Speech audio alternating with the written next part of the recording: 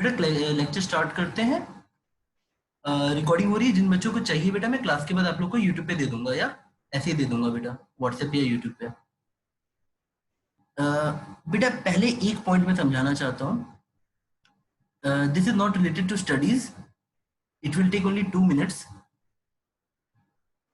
बेटा आप सब लोगों ने किसी वास्ट ओशियन को इमेजिन किया होगा। सपोज आप एक किनारे पे खड़े हो ओशियन के। कभी भी आप कोई भी एंट्रेंस या कोई कंपटीशन आप निकालने जाते हो तो आप जब पानी में कूदते हो और यहाँ पे किसी अदर कोने पे आपका ड्रीम या जो टारगेट है वो रहता है। बेटा जिस बच्चे के मन में ये विजन नहीं है, ये पाथ नहीं है कि उसे जाना कहाँ पे है, वो हमेशा समुद्र में भटकता रह जाएगा। वो कितना भी तेज तैरता हो बेटा, हो सकता है वो कहीं और पहुंच जाए। अनटिल अनलेस आपका विजन और आपके एक्शन इंक्लाइन ना हो आपके ड्रीम की टुवर्ड्स, आप कितने भी टैलेंटेड हो बेटा आप वहां नहीं पहुंचोगे। आपके दिमाग में इसके एक्स वाई जेड कोऑर्डिनेट्स बड़े अच्छे से सेव होने चाहिए। और यहाँ पे बिल्कुल मतलब ये नहीं कि आईआईटी रैंक बनी है।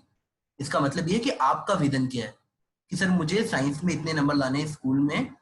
अगर आपके एक्शंस आपके ड्रीम के साथ कोइंसाइड नहीं कर रहे हैं तो बेटा आप यहाँ नहीं पहुंचोगे कभी भी। सोचना काफी नहीं होता बेटा। आप मेरी बात तब समझ जाओगे जब आप रात को बैठ के फ्रस्ट्रेट हो रहे होगे कि भाई पढ़ रहे हैं पर हमारा डिजायर्ड रिजल्ट नहीं आ रहा है। बेटा हमेशा आपका डिजायर्ड रिजल्ट तभी मिलेगा जब आपके दिमाग में वो रिजल्ट है लेकिन आप उससे जुड़े एक्शंस को परफॉर्म करते जा रहे हो। अब चलो बेटा मैं इसको मिटाता हूँ और हम पढ़ाई पे वापस आते हैं।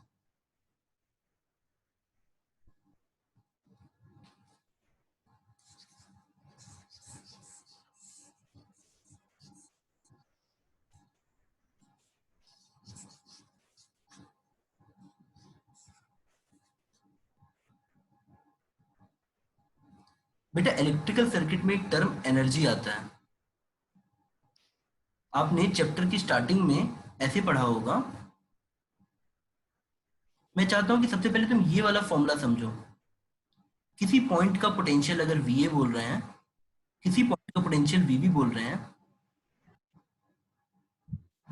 तो अगर हम किसी भी पाथ पे एक चार्ज को, क्यू चार्ज को वीए से वीबी लेके जाते हैं तो बेटा कुछ काम करना पड़ता है, वर्क डन होता है। वो वर्क डन के अमाउंट होता है क्यू इंटू वीए माइनस वीबी।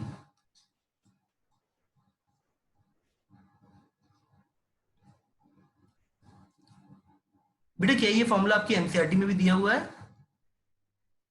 अगर आप पढ़ रहे हो तो ये फॉर्मूला एनसीईआरटी में भी दिया। हाँ सर। हाँ बेटा, लेकिन मैं तुमको एक मतलब ऐसे समझाता हूँ बेटा। अगर मैं बोल रहा हूँ, देखो एक समझने की कोशिश करना। हमें दिमाग में एक चीज याद रखनी है कि पॉजिटिव पॉजिटिव रिपेल करता है और पॉजिटिव नेगेटिव अट्रैक्ट करता है बेटा। ये छोटी सी चीज है बट ये आपको सोचने के लिए मदद करेगी।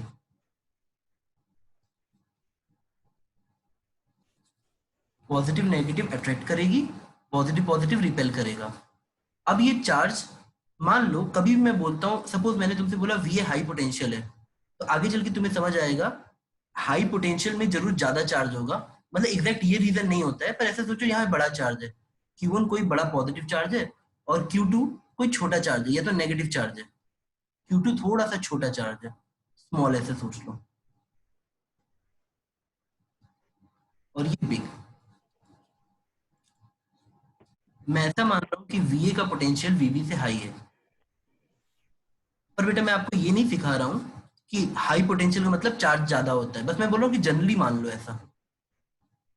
आगे चल के समझोगे कि पोटेंशियल के फॉर्मूले में डिस्टेंस भी मैटर करता है। तो बस अभी इतना समझो कि मैंने बोला VA बड़ा चार्ज है पॉजिटिव, VB छोटा पॉजिटिव चार्ज है या नेगेटिव चार्ज है।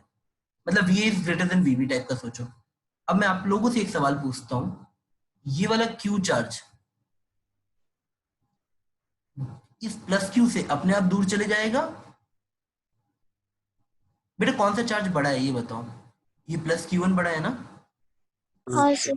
हाँ तो सर। ढकेलेगा तो ये आगे बढ़ेगा ना बेटा, VB की तरफ जाएगा। बेटा देखो ये चार्ज ज्यादा बड़ा है तो ये ज्यादा पुश कर पाएगा इस तरफ, तो यहाँ पे ये अपने आप जा रहा है ना? आप ये बात याद रखोगे, पॉजिटिव चार्ज हमेशा अपने आप कहाँ पुश होता है? High potential to low potential. Positive charge बेटा, पॉजिटिव चार्ज कहाँ पुश होगा? हाई पोटेंशियल से लो पोटेंशियल की तरफ। कोई भी पॉजिटिव चार्ज हाई पोटेंशियल से लो पोटेंशियल जाएगा, और नेगेटिव चार्ज या electrons low potential to high potential जाएगा। इलेक्ट्रॉन के उल्टे को हम लोग क्या कहते हैं? करंट। तो करंट कहाँ से कहाँ जाएगा? High to low potential. बेटा मैं आप लोगों से एक सिंपल सा सवाल पूछता हूँ, इस क्यू को एक हाई पोटेंशियल वाला अपने आप ढकेल रहा है, मेरी बात समझे? तो ये वर्क डन का जो फॉर्मूला आया, ये पता है किससे आया? अगर V ग्रेटर देन VB है तो बाई सिस्टम आया, मतलब ये अपने आप हुआ। आपको मेरी बात समझनी कि बाई सिस्टम यहाँ पे क्या है? बाई सिस्टम मतलब ये दोनों चार्ज जो VA और VB वाले चार्ज हैं वो मिलके ऐसा करेंगे। सर मतलब बिना किसी एक्सटर्नल फोर्स के ना? हाँ ऐसा सोच लो आप बेटा। अगर मैं पूछूं A से B जाने तक कितनी मेहनत हुई, किसने वो मेहनत की? इन दोनों चार्ज प्लस ने और Q2 ने मिलकर मेहनत की। बेटा अंतर क्या है मैं ऐसे समझाता हूँ, देखो मैं एक एग्जांपल लेके बोलता हूँ, शायद आपको ये बात। सर हाँ बेटा बोलो। सर ये क्यू है जो सर Q1 प्लस Q2 है, या सर अब जो पाथ दिखाए हैं वो वाला क्यू है? ये जो मल्टीप्लाई हो रहा है बेटा यहाँ पे, ये वाला, ये मूविंग चार्ज है। ये वाला चार्ज होता है जो मूव कर रहा है। बेटा आप यही पूछ रहे थे क्या? हाँ सर। ठीक है बेटा, मैं जो समझाना चाहता हूँ बेटा देखो, या तो आप इस फॉर्मूले को याद कर लो एनसीईआरटी से, या तो आप ये समझ लो कि नहीं नहीं सर ऐसा होता है। सर आवाज क्लियर नहीं है। अच्छा ठीक है बेटा, अब आ रही है आवाज क्लियर?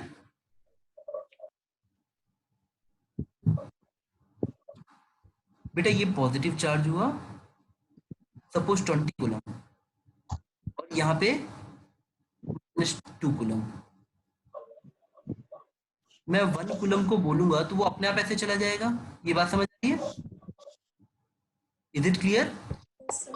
हाँ सर। Yes sir. बेटा इज इट क्लियर, ये अपने आप चला जाएगा, +20 ढकेल देगा, माइनस वाला खींच लेगा। अच्छा लेकिन अगर मैं 1 कूलम को यहाँ से यहाँ लाऊं तो क्या अपने आप जाएगा? नहीं सर। नहीं सर। तो किसी और को आना पड़ेगा ना पिक्चर में, हाँ सर। तब एक्सटर्नल आदमी आ जाएगा। हाँ सर।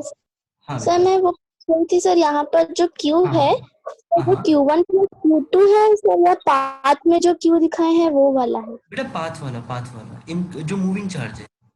बेटा ये Q1 सिर्फ यहाँ बता रहा है कि इसका पोटेंशियल निकालने के लिए है बेटा, वो जो VA बना है वो किसी चार्ज से ही तो बनेगा। अच्छा आप ऐसे सिंपली सोचो, मैं ये सिखाना चाह रहा हूँ, ये हाई पोटेंशियल है, हाई, इस हाई पोटेंशियल से मैं लो पोटेंशियल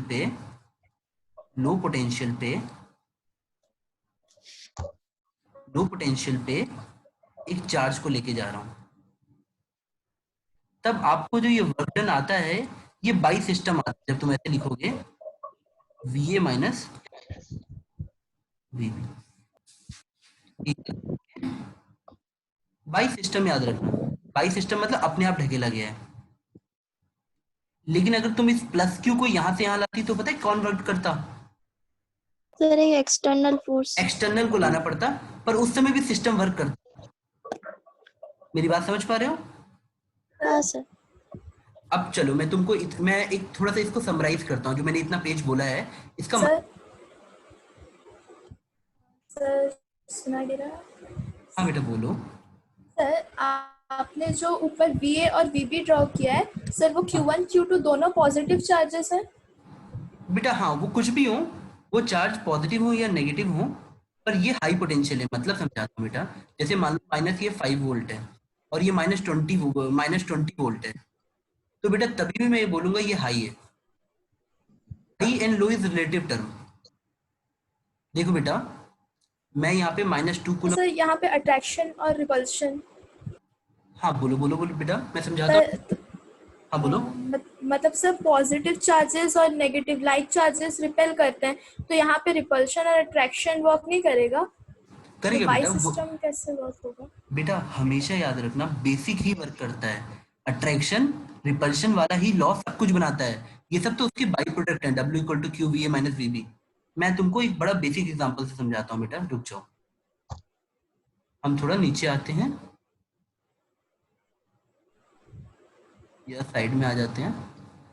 सपोज बेटा मैं यहाँ पे एक स्टार्टिंग से समझाने की कोशिश करता हूँ। मैं आपको सिर्फ ये बोल रहा हूँ कि कभी भी एक चार्ज, तुम चलो ऐसे ही सोच लो कि एक बड़ा +20 चार्ज है, 20 कूलम, ये सोच पा रहे हो? हाँ सर। इसको रेस्ट पे मान लो, ये रेस्ट पे रुका हुआ है, फॉर सम रीजन ये रुका हुआ है। अब तुम किसी 2 कूलम के चार्ज को इसके पास लेके आ रहे हो।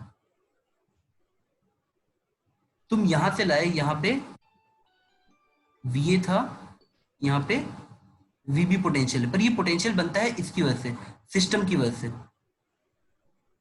और ये 2 कूलम को हम मूविंग या इनकमिंग चार्ज कहते हैं, मूविंग या इनकमिंग चार्ज। तब मैं तुमसे ये कहना चाहता हूँ बेटा, एक बताओ, जो बता ये जो 2 कूलम है, जब वो VA से VB पे आएगा तो क्या वो अपनी मर्जी से आएगा? नहीं, नहीं आएगा। तब किसको वर्क करना पड़ेगा? VA को। किसको करना पड़ेगा बेटा? VA नहीं बेटा, मतलब VA वहां की प्रॉपर्टी, एक्सटर्नल आदमी को। ये 2 कूलम चार्ज को। 2 कूलम चार्ज तो एक चार्ज है ना बेटा, कोई एक्सटर्नल आदमी आएगा, F एक्सटर्नल आएगा। और ये 20 कूलम है, ये कहाँ फोर्स लगाएगा? इसको अपोज करने के लिए।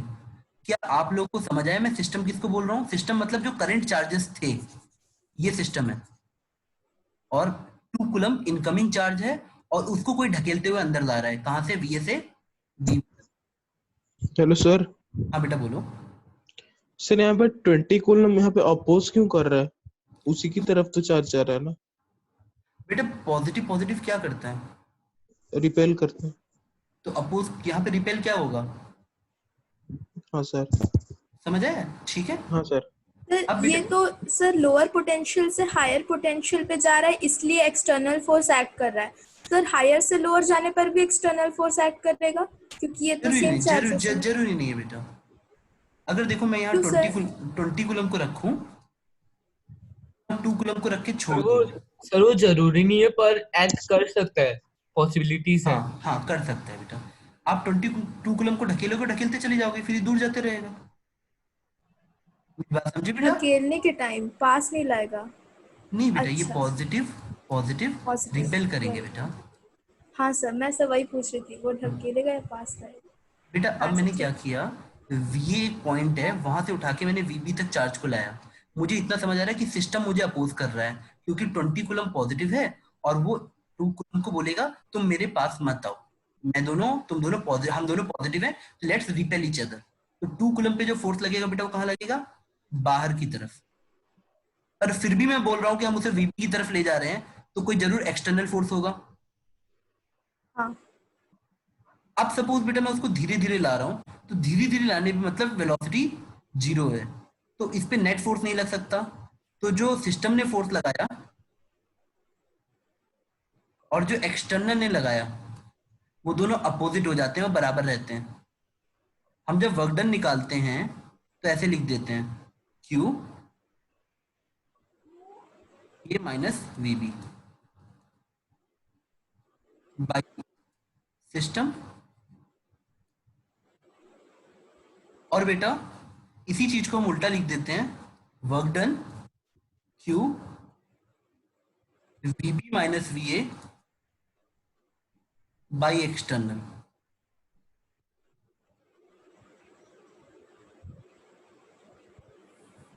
आप चाहो तो कोई, फोर्स, हाँ बोलो बेटा बोलो। सर फोर्स तो एक्सटर्नल है, बट वर्क डन भी एक्सटर्नल फोर्स ही करेगा, वो चार्ज नहीं करेगा। दोनों करेंगे बेटा, 0 हो जाएगा ना, तभी तो धीरे धीरे जा रहा है। अच्छा ठीक ठीक सर। बेटा ऐसा समझो कि एक तरफ करेगा। क्या बेटा, एक एक करके। हाँ बोलो। सर करंट मूव करेगा? करंट मतलब ये 2 कूलम? हाँ सर, अगर बेटा एक्सटर्नल अगर नेट फोर्स 0 है तो कोई बॉडी कुछ भी कर सकती है, मोशन में जा सकती है वो। अगर नेट फोर्स 0 है बेटा तो आप रेस्ट पे रह सकते हो, मोशन भी कर सकते हो। हमारे अगर हम पे नेट फोर्स लगता है तब हम एक्सेलरेट करते हैं बेटा, मोशन पे कोई पाबंदी नहीं है। मेरी बात समझे? हाँ सर। सर नेट फोर्स 0 हो तो भी बॉडी मोशन कर सकती है। हाँ बेटा पूछो। सर यहाँ पर सर पाथ का रेजिस्टेंस नेग्लिजिबल लेंगे? बेटा बीच में कुछ भी नहीं, वैक्यूम है। हाँ बेटा, पाथ नहीं, मैंने पाथ इमेजिन ही नहीं किया। ठीक है बेटा, मैं बस आपको ये सिखाना चाह रहा था कि जो भी इसका वर्क डन बाई सिस्टम आ रहा है एक्सटर्नल से वो नेगेटिव आ रहा है। हाँ सर। अब बेटा तुमने ये वाला फॉर्मूला नोट करो, फिर मैं तुमको एक केस की तरह पढ़ाता हूँ बेटा। मैं आप लोगों से एक रिक्वेस्ट कर रहा हूँ कि जैसे ही आप यहाँ पे बेटा मैं काम करता हूँ, एक न्यूमेरिकल के थ्रू समझाता हूँ। सर हाँ बेटा बोलो। सर एक बार पीछे वाली स्लाइड लाइए। तो लिखना हाँ था। हाँ ठीक है बेटा, ठीक है लिख लो। एक सेकेंड बेटा, हम लोग कहाँ पे थे? ओहो,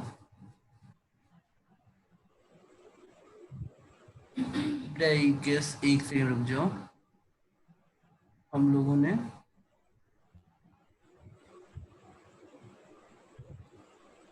अभी जो लेटेस्ट था इसी में जाना पड़ेगा।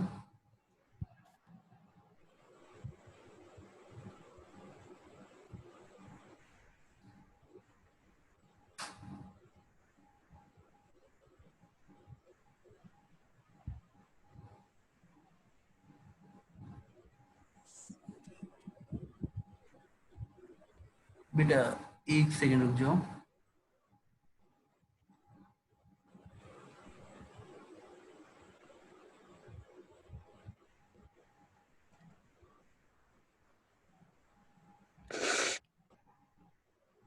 बेटा एक सेकंड आप मुझे दे दो, मैं आपको एक पॉइंट से समझाता हूं। ये सपोज VA है और ये VB, पर बेटा इस बार ना मैं किसी का ना तुमको एक एग्जांपल से समझाना चाहता हूँ बेटा। मान लो ये सिस्टम चार्ज है, प्लीज आप बेटा इसको नोट्स की तरह लिखो, और इस बार मैं न्यूमेरिकल वैल्यू भी लूंगा। ये सिस्टम है, इस प्लस क्यू की वजह से इसको 20 कूलम अपने दिमाग में मानो।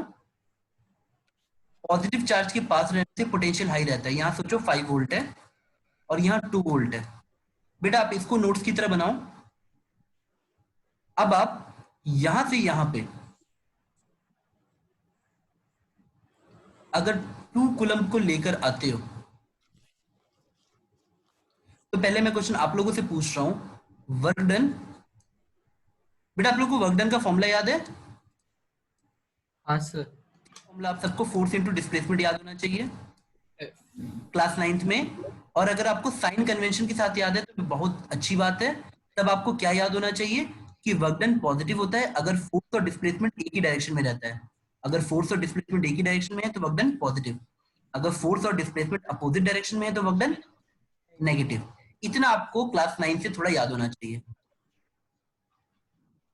अब तुम मुझे बताओ, जब ये 2 कूलम इस तरफ आ रहा होगा तो सिस्टम कहां फोर्स लगा रहा होगा? 20 कूलम तो इधर फोर्स लगा रहा होगा। सिस्टम कितना होगा, पॉजिटिव या नेगेटिव? बेटा 20 कूलम किस इस 2 कूलम पे कहां फोर्स लगाएगा? Ripple, opposite. Positive positive repulsion वाला। बेटा कितना आ गया? हमारा आंसर कितना आना चाहिए? नेगेटिव। अब चाहो तो बच्चों की तरह ऐसे निकाल लो कि सर बाई सिस्टम निकालना है तो मैं करूंगा VB माइनस VA इंटू जो चार्ज मूव कर रहा है। तो कितना आ गया बेटा? चार्ज जो मूव कर रहा था वो 2 था। VB का पोटेंशियल कितना है? VB का पॉइंट है जहां से हम जा रहे हैं, स्टार्टिंग पॉइंट 2 वोल्ट। 2 वोल्ट। और ये कितना हुआ? 5 वोल्ट। 5। -5। आज के बाद तुम ये याद रखोगे बेटा, बस इसको याद रखना, ये स्टार्टिंग पॉइंट है और यहाँ पे पहुंच रहा है बाई सिस्टम। अगर बेटा मैं तुमको इसका उल्टा केस बोलूं, बेटा देखो क्या 2 कूलम कभी अपनी मर्जी से यहां पहुंच पाएगा? नहीं।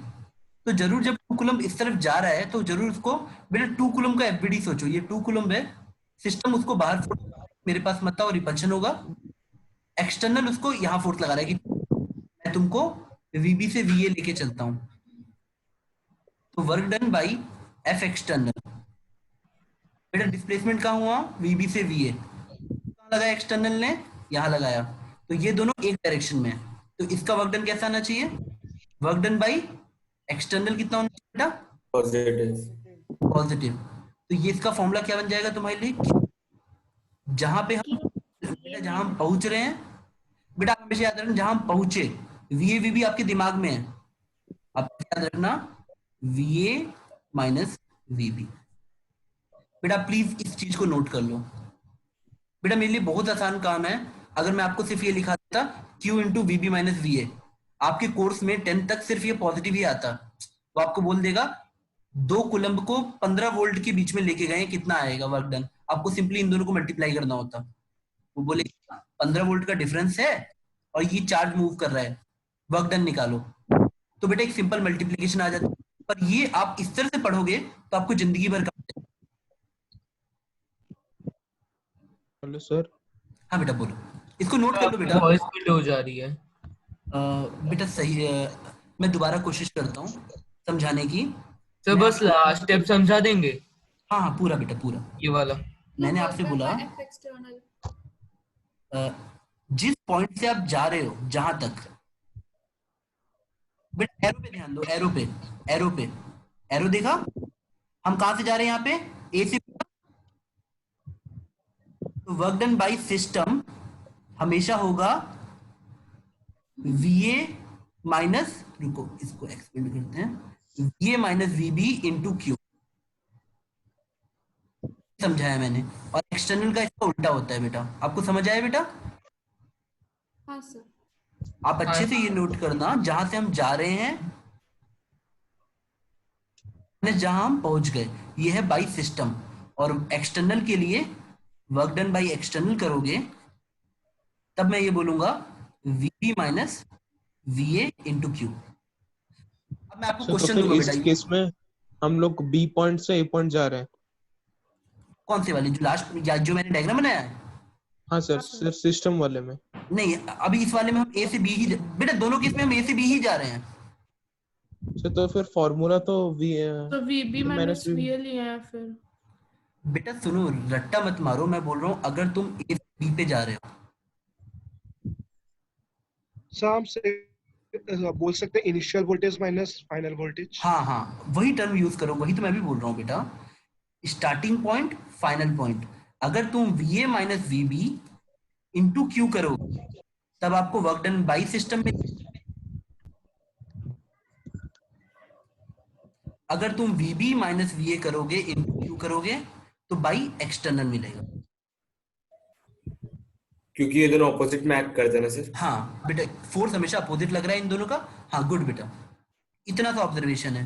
मतलब सर, हाँ बेटा बोलो। सर अगर दोनों मतलब पॉजिटिव या दोनों नेगेटिव चार्जेस है, जहाँ रिपल्शन होना चाहिए वहाँ पे फोर्स बाय सिस्टम और फोर्स एक्सटर्नल जो है उनका वर्क डन ऑपोजिट मतलब पॉजिटिव या हमेशा नेगेटिव opposite- दोनों में आएगा। हाँ हाँ बेटा साइंस हमेशा, में। एक बात याद रखना, हमेशा वर्क डन हमेशा अपोजिट ही आएगा। हाँ, और लेकिन अगर दोनों ऑपोजिट चार्जेस है जहाँ अट्रैक्शन होना चाहिए तो force work done by force system और फोर्स एक्सटर्नल दोनों सेम ही में आएगा, नहीं? बेटा मैं तुमको एक बात बोलता हूँ, बिलीव करो कि ये थ्योरी लिखाई है वो हर जगह लगेगी। अब बात समझ आई? अब तुम मुझे कोई भी केस बोलो, मैं उस केस में समझा दूंगा, this theory will act universally. ठीक है बेटा? हाँ सर। तुमको जो सोचना है सोच लो कि सर यहाँ पे -5 वोल्ट है, यहाँ -2 वोल्ट है, मैं ऐसे जाऊंगी 2 कूलम लेके, क्या होगा? आपको मैंने सिखाया वर्क डन बाय सिस्टम। आप सिर्फ ये बताओ जाके, अगर -2 से जा रहे हैं तो आप ऐसे लिखोगे, सिस्टम कितना वर्क करेगा, जो चार्ज मूव कर रहा है into starting point minus final. बेटा बात समझ गए? Yes sir. सर एक हाँ, सर। डाउट है। हाँ बेटा पूछो। सर वो जो आपने लास्ट लिखा है VB minus वीए into Q by external, sir वो कैसे हुआ, एक और बार बताएंगे? बेटा मैं बस इतना समझाना चाह रहा हूँ कि रियलिटी में तुम कभी भी सोचो, जैसे मान लो ये 20 कूलम यहाँ पे एक सिस्टम को मान लो, ये सिस्टम है और इस सिस्टम में तुम इधर से इधर जा रहे हो, तुम एक 30 वोल्ट से 15 वोल्ट की तरफ जा रहे हो 2 कूलम चार्ज को लेकर। अब ये तो ढकेलना ही चाह रहा है, बात समझ आ रही है? हाँ सर। फोर्स लगाएगा, दूर भगाएगा कि 2 कूलम तुम भी पॉजिटिव मैं भी पॉजिटिव, मेरे से दूर भागो। पर बेटा तुमको नहीं लगता आगे बढ़ते बढ़ते इसकी स्पीड बहुत बढ़ जाएगी? तो अगर मुझे इसको रोकना है और धीरे धीरे लेके जाना है तो मुझे हर समय एफ सिस्टम के अपोजिट फोर्स देना पड़ेगा। तो फ्रिक्शनल फोर्स टेस्ट है ना? हाँ बेटा ऐसे सोच लो, अगर तुम किसी चार्ज को धीरे धीरे लेके जाना चाहते हो तो हमेशा ये दोनों फोर्स अपोज करेंगे एक दूसरे को और वह हाँ सर। हमेशा अपोजिट आएगा, ठीक है? सर लेकिन हाँ ये जो बेटा। फोर्स सिस्टम है ये जो अप्लाई करेगा उसकी भी तो कोई लिमिट होगी ना, कुछ फील्ड के अराउंड ही वो कितना फोर्स लगाएगा उसकी। हाँ तो बेटा जब force- एक चीज बताओ मुझे, मैं अगर किसी जैसे मान लो तुम्हारा कोई मम्मी या पापा तुमको उठाते हैं हाँ तो सर। उनको फोर्स क्यों लगाना पड़ता है? क्योंकि धरती फोर्स लगा रही है। हाँ सर। अगर मान लो वो +20 कूलम फोर्स नहीं लगा पा रहा है तो एफ एक्सटर्नल नहीं लगाएगा, कम लगाएगा। हाँ। मेरी बात समझे? हाँ सर। इनका मैग्नीट्यूड हमेशा बराबर रहेगा अगर तुम इसको स्लोली लेना चाहते हो 30 वोल्ट से 15 वोल्ट के बीच में। यहाँ पे बेटा मेरी आप लोगों से एक सिंसियर रिक्वेस्ट है, इस थ्योरी को प्लीज नोट कर लो, बहुत छोटी सी है। I am taking a charge A to B, VA minus V into Q by system, VB minus VA into Q by external. तुम एक याद कर लो और दूसरे को उसका उल्टा कर देना। आप अपना दिमाग में ऐसा लॉजिक बनाओ कि सर मैं 1 से 2 जाऊंगा, बाई सिस्टम याद करूंगा। जैसे बाई सिस्टम याद करूंगा इस simply V1 minus V into Q, खत्म। तो सर ये ऊपर जो आपने जो ड्रॉ किया है ये जो 20 कूलम 5 वोल्ट और 2 वोल्ट VA हाँ, VB हाँ। पोटेंशियल, तो हाँ, सर हाँ। चार्ज जो जा रहा है VB से VA और work done by system sir आपने लिखा है Q into VB minus VA, पर हाँ, सर हाँ। ये तो VA minus VB होना चाहिए ना इस फॉर्मूले के हिसाब से। बेटा तुम Work कहाँ done से by कहाँ जा system। रहे हो? यहाँ पे बताओ, इस वाले फॉर्मूले में VB से VA जा रहे हो, इसे भी जा रहा है। ठीक है? बेटा मैं आपसे बोल रहा हूँ मैंने एक ही चीज 6 बार लिख दी है, आप भरोसा करके कि सिर्फ इतने से बॉक्स को, ये जो छोटा वाला बॉक्स बना है ना इसी को नोट कर लो, नोट बस इतना काफी है, सारा यही है, नोट दिस। सर ये एक बात नहीं समझ आई सर, हाँ, एफ बोलो। एक्सटर्नल और एफ सिस्टम जो है वो दोनों ऑपोजिट है, तो हम लोग VB माइनस VA लेंगे। बेटा एक बार और रिपीट करोगे क्या? सर आपने बताया एफ सिस्टम और एफ एक्सटर्नल जो है दोनों ऑपोजिट है, हम्म। सर तो हम लोग VB माइनस VA क्यों लिए? बेटा एक चीज बताओ, दो लोग तुम पे फोर्स लगा रहे हैं, ठीक है? हाँ सर। बेटा तुम मूव भी करोगी ना तो हमेशा वर्क होगा। देखो हम ये बोलेंगे सिस्टम ने, जब तुम यहाँ से यहाँ गए, सिस्टम ने मान लो 20 कूलम तुमको दूर भगाना चाहता तो सिस्टम ने वर्क किया -20 जूल और एक्सटर्नल ने वर्क किया 20 जूल, नेट वर्क कितना हुआ? 0। बात समझ आई? Yes sir. तुम स्लोली स्लोली ही पहुंची, तुम्हारे पास कोई एनर्जी नहीं थी, नेटवर्क डन कितना हुआ? 0। बेटा आप चीज को नोट करो, मैं तुमको काम की चीज पे लाना चाहता हूं, आप लोग प्लीज इसको नोट कर लो। क्या इसको नोट कर चुके हो बेटा आप लोग? हाँ हाँ सर। सर। बेटा एक कमेंट लिख लोगे, इस चीज को सही थ्योरी बनाने के लिए ऐसे लिख लेना, Q is taken slowly, Q is taken slowly from, अगर A से B ले जा रहे हो तो इस लाइन की सिग्निफिकेंस है, तब ये थ्योरी आपकी कोई इनकरेक्ट नहीं बोल पाएगा फ्यूचर में भी। बेटा ये समझ गए आप लोग? हाँ सर। ठीक है। हाँ सर। हाँ बेटा बोलो। हाँ बेटा बोलो। सर एक बात नहीं समझ आ रही सर, वो एक्सटर्नल में हम लोग VA माइनस VB क्यों नहीं लेते, VB माइनस VA क्यों लेते हैं? उल्टा ही होता है ना। क्यों सर ऐसे? ये सब डायरेक्शन की वजह से है ना सर, नेगेटिव। हाँ बेटा, हाँ बेटा आप एक चीज, चलो मैं आखिरी कोशिश करता हूँ। ये 20 कूलम का चार्ज है, तुम बताओ ये 2 कूलम रखा है, ये सिस्टम है, क्या तुम्हें लगता है सिस्टम इस 2 कूलम को अपनी तरफ बुलाएगा? क्यों ढकेलेगा? नहीं सर। तो F बाई सिस्टम, समझ आई? अगर मुझे इसका स्लो मूवमेंट कराना है कहीं पे भी, चाहे दाएं या बाएं, तो मुझे हमेशा फोर्स इसके बराबर ही लगाना पड़ेगा अपोजिट में। स्लो मूवमेंट के लिए। मेरी बात समझे बेटा? हाँ सर। अगर इसका स्लो मूवमेंट या नेट फोर्स 0 रखना है, स्लो मूवमेंट या नेट फोर्स 0 रखना है, तो ये दोनों फोर्सेस हमेशा एक दूसरे को कैंसिल करेंगे। अब एक सिंपल सी बात है, कहीं भी मूव कर लो, या तो एक से वर्क डन पॉजिटिव मिलेगा और दूसरे नेगेटिव, या वाइस वर्सा। दोनों फोर्स का डायरेक्शन अपोजिट है तो हमेशा अपोजिट ही मिलेगा। बात समझ आई बेटा? हाँ सर। मतलब सर कंजर्व्ड रहेगा सर। हाँ बेटा, इलेक्ट्रोस्टैटिक फील्ड पूरी ही कंजर्व्ड रहती है, कोई भी एनर्जी का लॉस नहीं होता। बट अभी मेरे को बेटा, मैं तुमको समझा रहा हूँ, हम लोग आ रहे हैं, बनाते हैं बेटा। चलो अच्छा ठीक है, किसी बच्चे ने नोट कर लिया, फिर मैं उसको ये पॉइंट लिखने को बोलता हूँ। सपोज बेटा किसी स्प्रिंग को ऐसे दबाया है, आप बताओ जब आप स्प्रिंग को पुश करते हो तो क्या होता है? अगर मैं स्प्रिंग को Compress नेचुरल कर लेंथ देते से हैं। Push compression. करता हूँ तो क्या यहाँ पे कोई एनर्जी स्टोर होती है बेटा? हाँ सर। हाँ सर, हाँ सर, पोटेंशियल। क्या नाम होता है बेटा इसका? Potential energy. Potential very good बेटा। Energy, potential. अब मैं आप लोगों से इसी टाइप का एक क्वेश्चन पूछता हूँ। ये 20 कूलम था सिस्टम का चार्ज, तुम 2 को यहां से उठा के यहां लेते आए, क्या इस पूरे सिस्टम में यहां पे एनर्जी ज्यादा है या यहां पे एनर्जी ज्यादा है?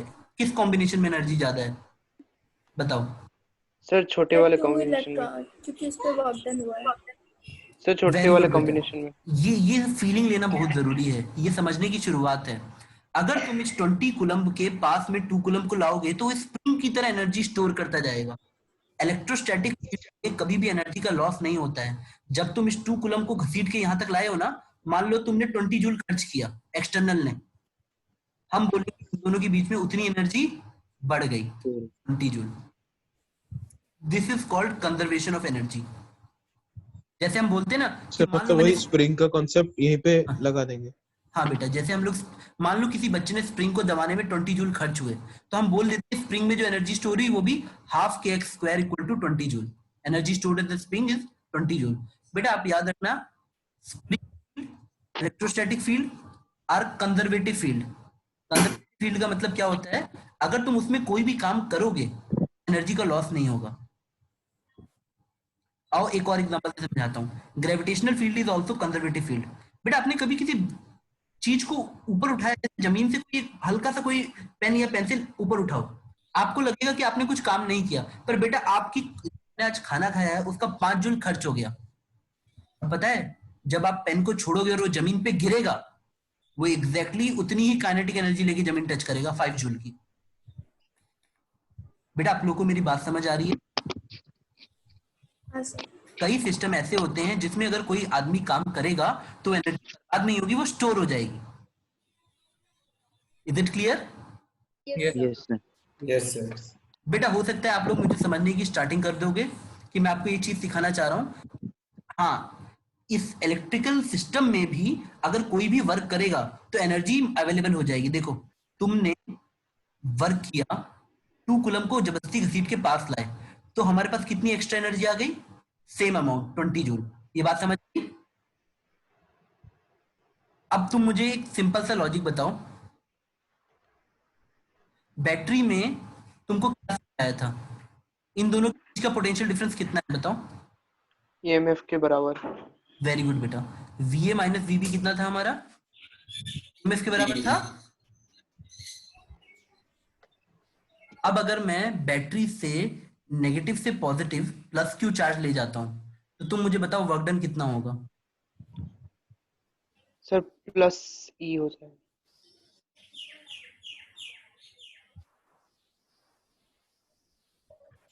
Plus VB। W is equal to Q और VA minus VB। अच्छा ठीक है, वर्क डन Q कितना आ गया? Q इंटू E आ गया, या Q into VA minus VB। VA minus VB। VA minus VB। चलो अब बेटा प्लीज अब इस बात को समझो कि बैटरी पूरे इलेक्ट्रिकल सिस्टम के लिए एक एक्सटर्नल एजेंट। अगर वो इतना काम करेगी तो हमेशा बैटरी कितनी एनर्जी प्रोवाइड कर रही है? This much energy provided by the battery is this much. अब मैं तुमको एक इलेक्ट्रिकल सर्किट बनाता हूं और तुमको धीरे धीरे समझाता हूं। आपने हेडिंग डाली वर्क डन बाय बैटरी।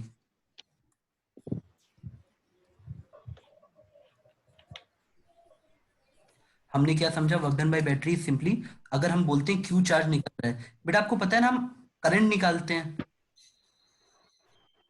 अगर हम चार्ज की भाषा में बोलेंगे तो हम ऐसा डायग्राम बनाएंगे, अगर हम करंट की भाषा में बोलेंगे तो हम ऐसा डायग्राम बनाएंगे, आई निकला और आई आया।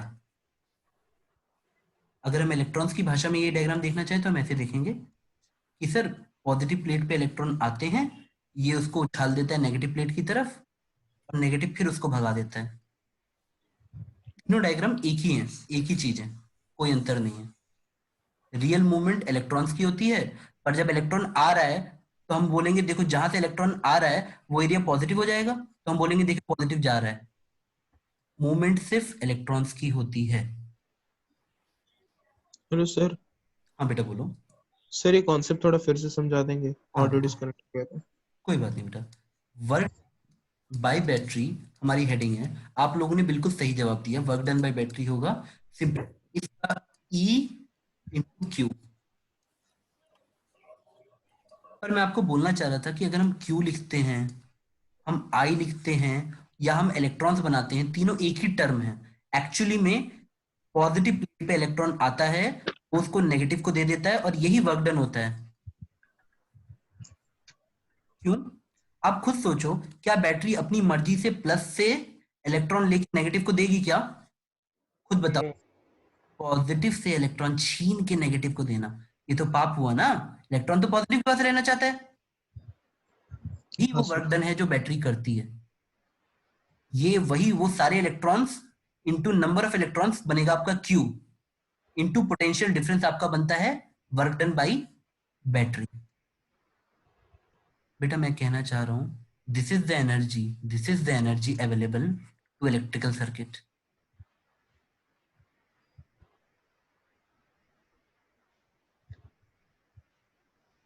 This is the energy available to electrical circuit. आप जितने भी रेजिस्टेंस लगाओगे ना, यही एनर्जी उन लोगों को मिलती है, Q इंटू ई। हमेशा सम करोगे इतना ही आएगा। अगर मैंने 15 रेजिस्टेंस लगा दिए, तुमने सबकी एनर्जी निकाली कि सबको कितनी मिल रही, तो आखिरी में वो बैटरी के Q इंटू ई के बराबर आएगी। This is the source of energy in DC circuit. अगर आपको स्टार्टिंग पॉइंट पता हो बेटा तो आप कंफ्यूज नहीं होगे। This is source of energy बेटा। अच्छा एक चीज बताओ, अगर मैं इसको दोनों तरफ टाइम से डिवाइड करूं तो मुझे क्या मिलेगा बेटा? पावर। पावर, हाँ। करंट। हाँ सर। तो पावर गिवन बाय बैटरी बेटा, वर्क डन बाय टाइम को हम लोग पावर कहते हैं। तो power given by battery sir तो जो ई बच जाता है फिर उसका, क्या बच्चा? बोलो दोबारा। सर हम लोग का क्यू बाई टी पावर होता है सर, तो ई भी तो बच जाता है सर। बेटा Q बाई टी करंट होता है बेटा। बेटा पावर होता है work done per unit time, ठीक है। वर्क डन आया Q इंटू ई, और तुम जब टाइम से डिवाइड करोगे तो Q बाई टी बनेगा तुम्हारा करंट।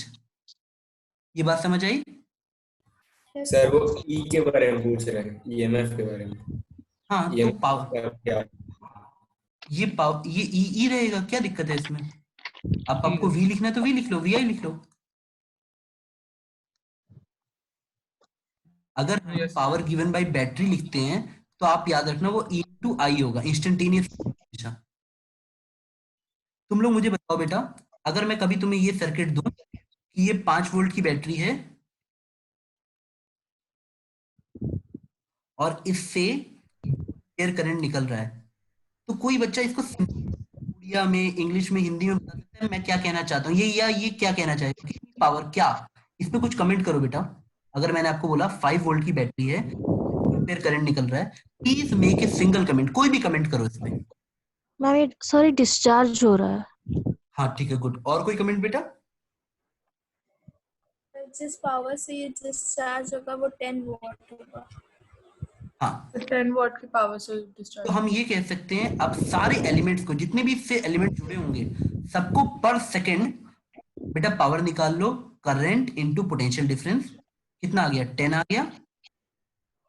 10 जूल पर सेकंड, इसको हम वॉट बोल देते हैं, तो आप पावर को 10 वॉट बोल दोगे। पर बेटा मैं चाहता हूं कि तुम ये शब्द यूज करो कि सर पर सेकंड हम सर्किट को 10 जूल एनर्जी दे रहे हैं, 10 जूल पर सेकंड सर्किट को एनर्जी मिल रही है। ये सोर्स ऑफ एनर्जी है, बैटरी एनर्जी। बेटा क्या ये बात आपको समझ आई? Yes is sir. It clear? अब चलो मैं तुमको एक एग्जांपल देके समझाता हूं। हमने सिंगल रेजिस्टेंस रखा, सिंगल रेजिस्टेंस, यहाँ पे ईएमएफ ई है, सिंगल रेजिस्टेंस रखा। मैं कुछ अलग अलग केसेस लूंगा बेटा, मैं आपके सामने 3 केसेस।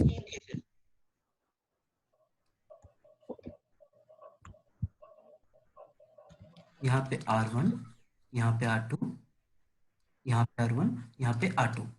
बेटा प्लीज अच्छे से नोट्स बनाना। पावर पावर, और यहाँ पे लिखूंगा पावर P1, इसके अक्रॉस जो पावर है P1, इसके अक्रॉस जो पावर है P2, यहाँ पे जो पावर है P2, यहाँ पे जो पावर है P1। बेटा आप मुझे पहले कॉमन सेंस से कोई बताए, क्या रेजिस्टेंस एनर्जी स्टोर करता है? क्या ये परिभाषा बताई गई है? नहीं ना? स्टोर नहीं करता। नहीं सर। तो हमेशा जितनी भी, अगर ये सिंगल सर्किट जितनी एनर्जी पैदा करेगा उतनी ये खर्च कर देगा। तो इस केस में तुम क्या लिखोगे? P equal to P1। P1 किसके अक्रॉस पावर है? Across resistance. कि वो आपका ये बल्ब भी हो सकता है, आपकी टीवी भी हो सकता है, फ्रिज भी हो सकता है, कि वो पर सेकंड कितनी एनर्जी खा रही है। अब बेटा बताओ सेकंड सर्किट के लिए क्या लिखोगे? Power given by battery will be equal to. Sir हाँ बेटा। P1 प्लस ये जो हम लोग रेजिस्टेंस यूज करते हैं, रेजिस्टेंस और या फिर कोई अप्लायंस यूज करते हैं, तो हाँ। दोनों सेम वे में एनर्जी या फिर करंट को यूज करती हैं। सेम वे में मतलब कौन सा वे बेटा? मतलब जैसे अप्लायंसेस करंट को कुछ अलग यूज करती हैं अलग टाइप से, और रेजिस्टेंस करंट को पूरी यूज कर लेती हैं सब, तो वैसे ही। बेटा कोई भी आदमी अपने होशो हवास में रेजिस्टेंस को तभी यूज करेगा जब हीटर बनाना चाहता हो। हीटिंग समझते हो बेटा? अगर आपको रोटी नहीं पकानी है हीटर पे, तो आप कभी भी रेजिस्टेंस को नहीं चाहोगे। रेजिस्टेंस वो शो करता है जो एनर्जी लॉस्ट हो गई सर्किट से हीट में। बात समझे बेटा? यस बेटा मैं ऐसे समझाता हूं, हम कभी भी एनर्जी जो इनपुट कराते हैं सिस्टम में, अगर इसी को बाई टाइम बोल दो तो हम पावर बोल देते हैं, या एनर्जी पावर जितना हम सिस्टम में देते हैं उसके साथ 3 चीजें होती हैं। अब प्लीज बेटा ये समझ लेना कि every time electrical energy is inserted into circuit, 3 things can happen. First is dissipate हो जाना, मतलब हमसे चली गई वो, dissipation, converted to heat.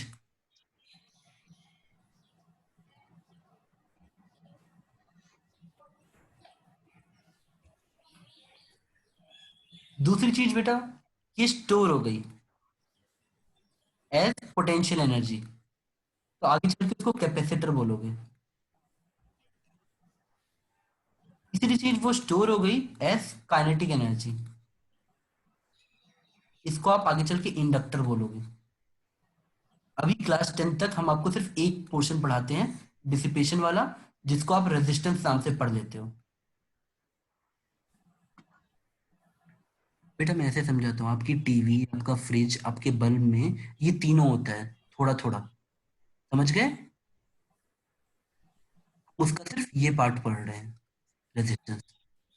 Is it clear बेटा? यस। अच्छा बेटा मैं अभी वापस टॉपिक पे आता हूं। आप इतना समझे कि अगर मैं क्या कहना चाहता हूं कि battery is the source of energy, तो बैटरी ही एनर्जी देगी तो रेजिस्टेंस को मिलेंगे। ये बात समझ आई?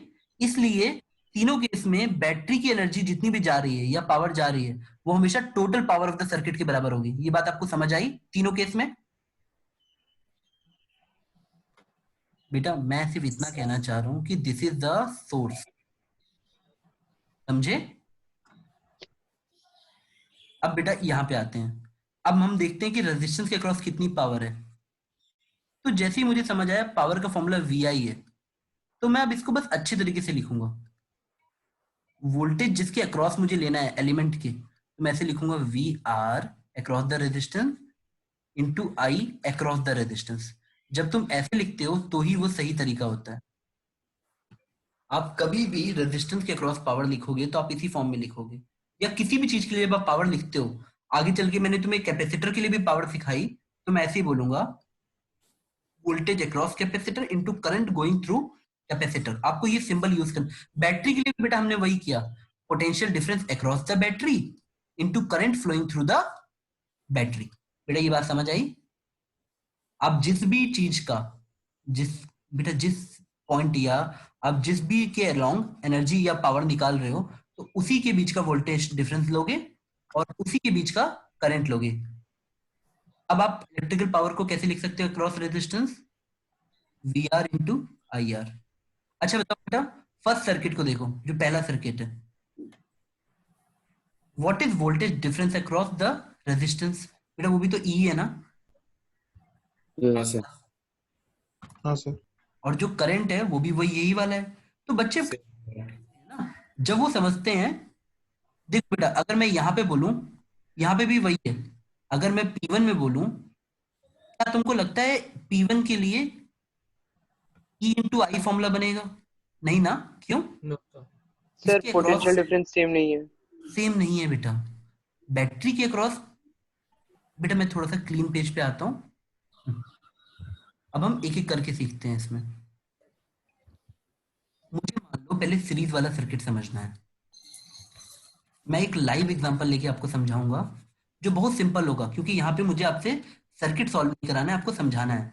मैं 10 बैटरी लेता हूँ, ये 3 ओम लेता हूँ और ये 2 ओम लेता हूँ। बेटा आप लोग मुझे बताओ कितना करंट जाएगा कॉमन सेंस से? रेजिस्टेंस 2 कितना? Ampere. 2 ampere. Very good. 2 ampere. अब बताओ पावर गिवन बाय बैटरी कितनी होगी? 20 वॉट। हाँ 20 आराम से वॉट। देखो बेटा, कोई जल्दी नहीं, इंजॉय करते हुए देखो। 10 इंटू 2 20 वॉट। 20 वॉट। कितना जूल पर सेकेंड हमने सर्किट में दिया? हाँ बेटा, हाँ बेटा बोलो। मतलब अगर रेजिस्टर्स पैरेलल में होंगे तो वो पावर पर कुछ मतलब डिपेंड नहीं करेगा? बेटा मेरे को समझा, मतलब आप एक बार थोड़ा तेज बोल सकते हो क्या? सर हाँ बेटा बोलो। सिर्फ वो सर, रिकॉर्डिंग मैं बोल ऑप्शन रहा हूँ- ऑन कर देंगे? बेटा मैं रिकॉर्ड कर रहा हूँ, मैं आपको वीडियो दे दूंगा, ठीक है? ठीक है सर। रिकॉर्डेड है, ये सेशन रिकॉर्ड हो रहा है बेटा। हाँ सर मैं बोल रहा हूँ कि हाँ अगर रेजिस्टर्स पैरेलल में होंगे तभी हाँ हाँ पावर P1 प्लस P2 होगा, मतलब 1 हाँ। Bye P1 plus 1 bye P2 ऐसे नहीं होगा? नहीं बेटा, एनर्जी है ना। Okay sir. आओ देखते हैं ना, अभी देखेंगे बेटा। सुनो बेटा, एक फ्लो पे भरोसा रखा करो। जब आप, वही तो मैं आपको सिखा रहा था कि सिर्फ दिमाग में एक विजन रखो, एक्शन ओरिएंटेड रखो। किसी को भी ना जब समुद्र में कूद पड़ते हो ना तैयारी करने के लिए, IIT दिखता नहीं है, आपके हाथ चलाना होता है। हाथ चलाओ तभी तैरोगे। अभी इस पे रहो, सीरीज वाले पे रहो, अभी पैरेलल पे आ रहे हैं बेटा। Okay sir. बताओ पावर कितनी दी बैटरी ने, बताओ। 20 वॉट आ गया। हाँ सर। अब बताओ इसके अक्रॉस रेजिस्टेंस कितना होगा, वोल्टेज कितना होगा? V1। आपको वोल्टेज कितना सिखाया? I into R। कितना वोल्टेज आया इसके अक्रॉस बताओ?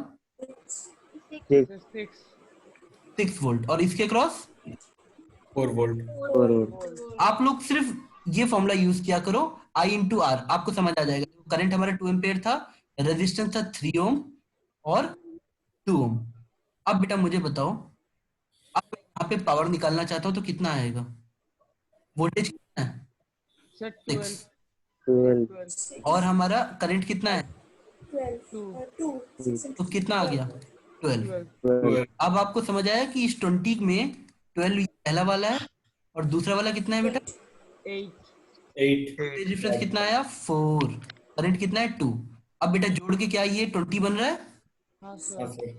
तो क्या सीरीज में आपको मेरी बात समझ आ गई? अब बेटा बच्चे क्या करते हैं, वो सोचते हैं ना कि ये तीनों फॉर्मूले अलग अलग हैं, वो पावर को VI लिखेंगे। अगर एक बच्चा ऐसे लिख ले तब वो कभी कंफ्यूज नहीं होता, क्योंकि उसे पता है कि वोल्टेज बैटरी का नहीं लेना है, रेजिस्टेंस के अक्रॉस लेना है। अब तुम वी को बेटा IR लिख सकते हो, तो कई बार बच्चे ऐसे लिखने लगते हैं I² × R। कोई दिक्कत नहीं बेटा, तुम किसी भी फॉर्मूले से लगाओ, जब तक तुम उसी रेजिस्टेंस के अक्रॉस ले रहे हो तब तक आंसर गलत नहीं आ सकता। अब बेटा सोचो, मैं इसी फॉर्मूले में I² R लेता तो भी क्या अंतर आ जाता? कोई अंतर नहीं आता। I कितना है? 2, 2 का स्क्वायर करोगे तो कितना हो जाएगा? 4 × 3 टिल 12। 12। बात समझ आई? Yes sir. और इसके लिए भी निकालते तो भी उतना ही रहता बेटा, I² यानी 4 × 2 8। देख पा रहे हो? पहले केस में मैंने ये फॉर्मूला यूज किया, दूसरे केस में मैंने ये फॉर्मूला यूज किया, आंसर पे कोई अंतर नहीं आया। अब तुम चाहो तो इसी को रीअरेंज करके R मत लिखो, R की जगह सॉरी, तुम इस फॉर्म में लेते आओ, I मत लिखो, V²/R लिख दो। अगर मैं I को रिप्लेस कर दूं R से तो मुझे मिल जाएगा V²/R। बेटा तुम फॉर्मूला लगाओ, हमारा V कितना है? सेम ही रहेगा सर। कुछ भी अंतर नहीं आता। सर एक ये बच्चे 6 को स्क्वायर 36/3 12। बेटा जो बच्चा मेरी ये बात सीख गया कि पावर निकालते वक्त उस एलिमेंट, चाहे वो रजिस्टर हो, चाहे इसके अक्रॉस वोल्टेज लेना है, इसके अक्रॉस करंट लेना है, तुम्हारा हर फॉर्मूला सेम दिखेगा। वरना वही बच्चे बेवकूफ होते हैं, बोलते हैं ये फॉर्मूला अलग लगता है, ये सीरीज में लगता है, ये पैरेलल में लगेगा, ऐसे करके वो स्टोरीज बनाएंगे। जिस बच्चे को सही में कॉन्सेप्ट है वो बोलेगा तीनों फॉर्मूला एग्जैक्टली सेम है। मेरी बात समझ पा रहे हो बेटा? यस हाँ सर। सर। लेना है तो उस रेजिस्टेंस के अक्रॉस लेना है, जब करंट लेना है तो उस रेजिस्टेंस के अक्रॉस लेना है। इज इट क्लियर बेटा? अब मैं वही पैरेलल वाला केस ले लेता हूं ताकि उस बच्चे को भी समझ आए जो पूछ रहा था। Now we will take a case और और देखते हैं बेटा। पैरेलल। हाँ, थोड़ा सा नीचे आ जाते हैं। अब मान लो एक बच्चे ने ऐसा सर्किट इमेजिन किया, 10 वोल्ट, यहाँ पे बेटा 4 ऐसे लेते हैं, 6 ओम लेते हैं, और यहाँ पे हम 3 ओम लेते हैं। ठीक है बेटा? क्या ये सर्किट सबको समझ आ रहा है? हाँ sir. This is the simplest parallel circuit. अब मैं आपसे बोलता हूं, आप ये बताओ, इसके अक्रॉस यहाँ पे हम 0 मान लें तो यहाँ 0 होगा बेटा। जो भी बेटा याद रखना ये line, conductor is a equipotential surface, मतलब जब तक बीच में कुछ आ ना जाए हमेशा एक सेम पोटेंशियल रहता है। Conductor is a equipotential surface. Is it clear बेटा?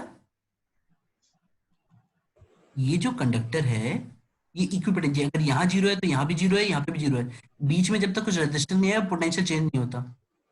यहाँ से कितना डिफरेंस है? 10, तो यहाँ पे भी कितना होगा? 10, और यहाँ पे भी कितना होगा? 10। अब बताओ यहाँ करंट कितना फ्लो करेगा? 10 - 0/3 कितना आया? 10/3। बेटा आपको मेरी बात समझ आई? VA - VB/R। अगर आपको थोड़ा बहुत याद हो तो हमने ऐसे लिखा था VA VB R I, और I को लिखा था VA - VB/R, है ना? अब बेटा यहाँ करंट कितना जाएगा बताओ? 6 ओम वाली ब्रांच पे करंट कितना जाएगा? 10/6। 10/6। अच्छा ये दोनों करंट ऐसे ही तो घुसेगा, यहाँ से बैटरी से निकलेगा तभी तो वहां पहुंचेगा। तो बैटरी से कितना करंट? 5 एम्पियर। 10/6 प्लस 10/3। तो कितना आ गया बेटा बताओ जोड़ के? 5 एम्पियर। 5 एम्पियर। 5 एम्पियर। गुड बेटा। अब एक बच्चा मुझे बताओ, अगर बैटरी से 5 एम्पियर निकल रहा है तो what is the work done या power given by the battery? Power given by the battery 50 watt. 50 watt. 50 watt। Very good. अब इसको अपने दिमाग में तुमने नोट किया। अब चलो इंडिविजुअल पावर निकालते हैं रेजिस्टेंस की। 3 ओम के क्रॉस कितनी पावर होगी बेटा? कोई भी फॉर्मूला यूज कर लो, V × I करना है I कर दो बेटा, जो तुम्हें करना है कर दो। वोल्टेज डिफरेंस कितना है इसके बीच में? 10। 100/3। कितना आ रहा है? 100/3 कौन सा फॉर्मूला यूज करें? वी इंटू आई यूज करें? v square by r भी होगा। आई हाँ सर। कोई भी यूज कर दो बेटा, तीनों फॉर्मूले सेम है। वोल्टेज डिफरेंस कितना है? 10 वोल्ट 10। करंट कितना आया था? 10/3। और दूसरे के लिए 6 ओम के लिए कितना आ जाता है बेटा? वोल्टेज डिफरेंस कितना है? 10 और करंट कितना आया था? 6। 10/6 तो बेटा आप लोग मुझे बताओ 10/6 कितनी कितनी पावर निकली? दोनों को जोड़ के बताओ कितना आ रहा है? 100/3 तो एक 33.3 सम 33.3 66.6 66.6। 16.66 ना बेटा? हाँ अब जोड़ोगे तो कितना मिलेगा? 50 watts sir. 50 वाट सर। अब मेरी बात आपको समझ आई? Who is the bank, who is the your power bank? Battery.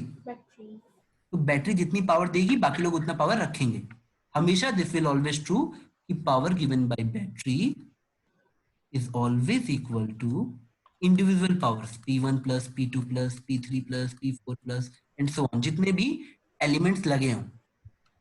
बात समझ आई बेटा? हाँ सर। गुड। हाँ सर। अब मैं आपको क्वेश्चन दूंगा, आप लोग करके दिखाओगे। हाँ सर। पहला एक क्वेश्चन है सिंपल सा,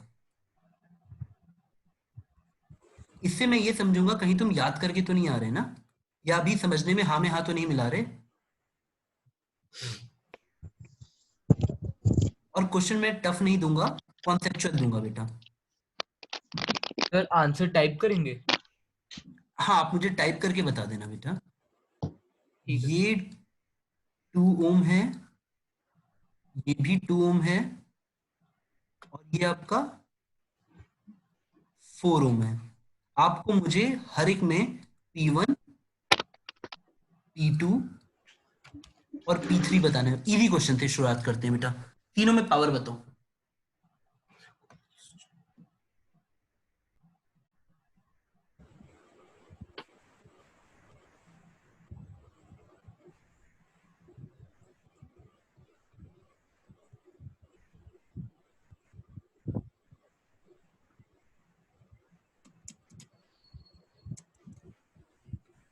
बेटा बच्चे आंसर देना शुरू किए, वेरी गुड। तब तक मैं चैट बॉक्स खोल के बैठ के आराम से आंसर पढ़ रहा हूँ।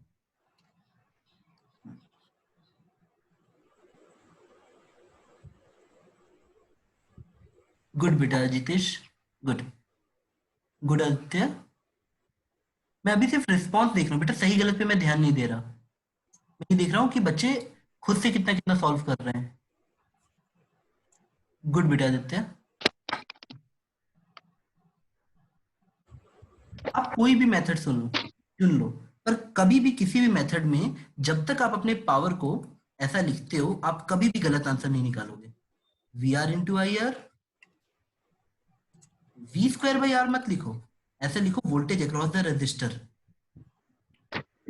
आई स्क्वायर आर लिखते वक्त कई बार बच्चे गलत कर देगा, लेकिन सबस्क्रिप्ट में जब आर लिखेगा तो उसको याद रहेगा करंट बैटरी वाला नहीं लेना है, रेजिस्टेंस के अक्रॉस लेना है। तब तक तुम गलत नहीं कर सकते। कोई भी फॉर्मूला यूज करो, आंसर हमेशा सेम आएगा।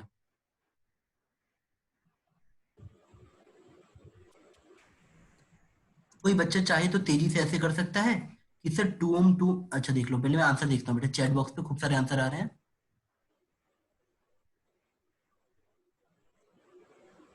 ठीक है बेटा शीतल, गुड। मैं जो जो बच्चा ट्राई कर रहा है मैं खुश हूं उससे, पर सबका आंसर अलग अलग आ रहा है। सबका आंसर अलग अलग आ रहा है बेटा। आई एम हैप्पी कि मुझे 8 या 9 रिस्पॉन्स इतनी जल्दी मिल गए, बट सबका आंसर अलग आया है। एक बार फिर से रिव्यू करो।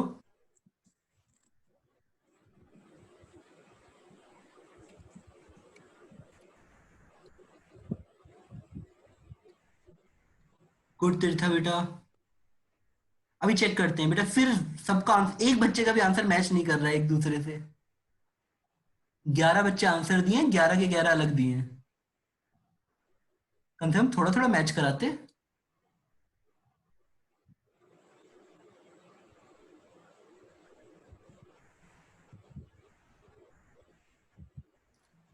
चलो चैट बॉक्स में चलते हैं फिर से। मयंक आया है। चलो 2 बच्चों का आंसर एक बार मिला, मैच किया।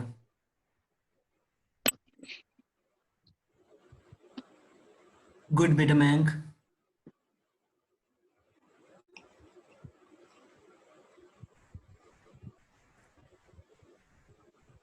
बेटा मैं सबके चैट पढ़ूंगा। हाँ, शीतल अब सही है। शीतल ने इम्प्रूव किया, उसने गलत किया था, फिर शी इम्प्रूव्ड। गुड। सर मेरा सही है। बेटा मैं आवाज से नहीं पहचान पाया। प्रणव बेटा आपको कौन बोल रहा है बेटा? दसो मैं दसो। बेटा एक सेकंड, एक सेकंड। आपने आंसर टाइप किया है बेटा? हाँ सर। चैट पे? अच्छा किसको सर भेज? मेरा आयांशु। सर मैं एक ऑरेंज सेकंड। में भेज रहा हूँ। नहीं नहीं बेटा, हो सकता है कि आपने इधर चैट पे भेज दिया हो। मैं देख ले रहा हूँ बेटा, मैं देख ले रहा हूँ बेटा चैट्स पे। सर आयांशु। हाँ हाँ बेटा मुझे मिला। एक्चुअली मैं लैपटॉप से और मोबाइल दोनों से लॉग इन हूँ, तो कुछ बच्चे मुझे मोबाइल पे भी भेज दे रहे हैं, तो कोई बात नहीं, मैं चेक कर ले रहा ठीक हूँ। अब सबका देख रहा हूँ, सबका देख रहा हूँ। आयांशु बेटा आपका बाकियों से अलग है। अमितेश बेटा आपका भी बाकियों से अलग है। अश्मिता तुम्हारा बेटा सही है। सर मेरा। सर मेरा हर्षिता। हाँ हाँ बेटा बता रहा हूँ। सौम्य बेटा तुम्हारा बस एक आधा सही है, आधा गलत है बेटा। सर हर्षिता तनुश्री। आने दो, मैं ऊपर आ रहा हूँ। हर्षिता हर्षिता हर्षिता, हाँ बेटा आपका सही है। ठीक है। हाँ सर तनुश्री। सौम्य सौम्यदर्शी बेटा पहले तुम्हारा सही था।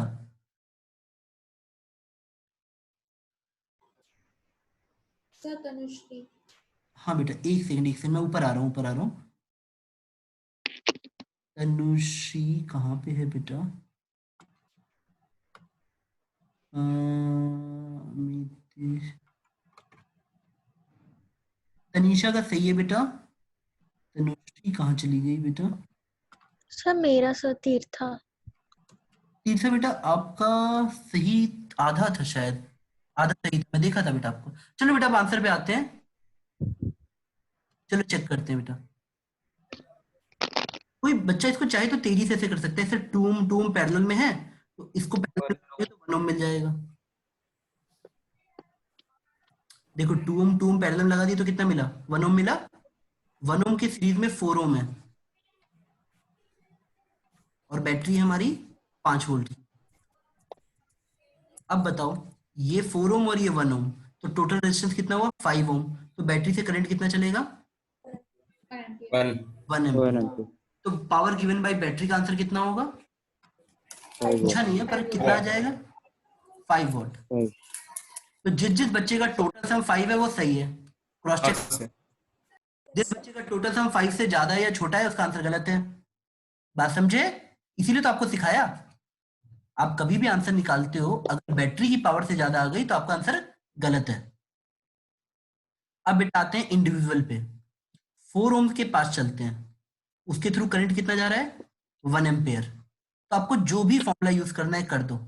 हमने यूज किया, चलो सर आई स्क्वायर आर कर देते हैं। तो 4 ओम के अक्रॉस जो पावर आएगी, आई स्क्वायर आर करते हैं। आई कितना है? 1 एम्पेयर, 1 का स्क्वायर इंटू आर यानी 4। तो 4 ओम के अक्रॉस पावर आ गई 4 वॉट। अब एक कॉमन सेंस भी होता है बेटा, टोटल पावर 5 वॉट थी बाय द बैटरी, 4 वॉट इसको मिली, और ये दोनों रेजिस्टेंस सेम है, तो बचा कितना? 1 वॉट। तो इन दोनों को कितना मिलेगा? 1 वॉट का आधा आधा। तो फाइनल आंसर है 4, 1/2, 1/2। ये आंसर है बेटा वॉट में। तो मैक्सिमम बच्चों ने सही भी दिया है बेटा। बेटा को समझ आया? नेक्स्ट एक और। हाँ सर। हाँ, अब एक क्वेश्चन आप लोग को ओलंपियाड्स में आता है, वो करते हैं।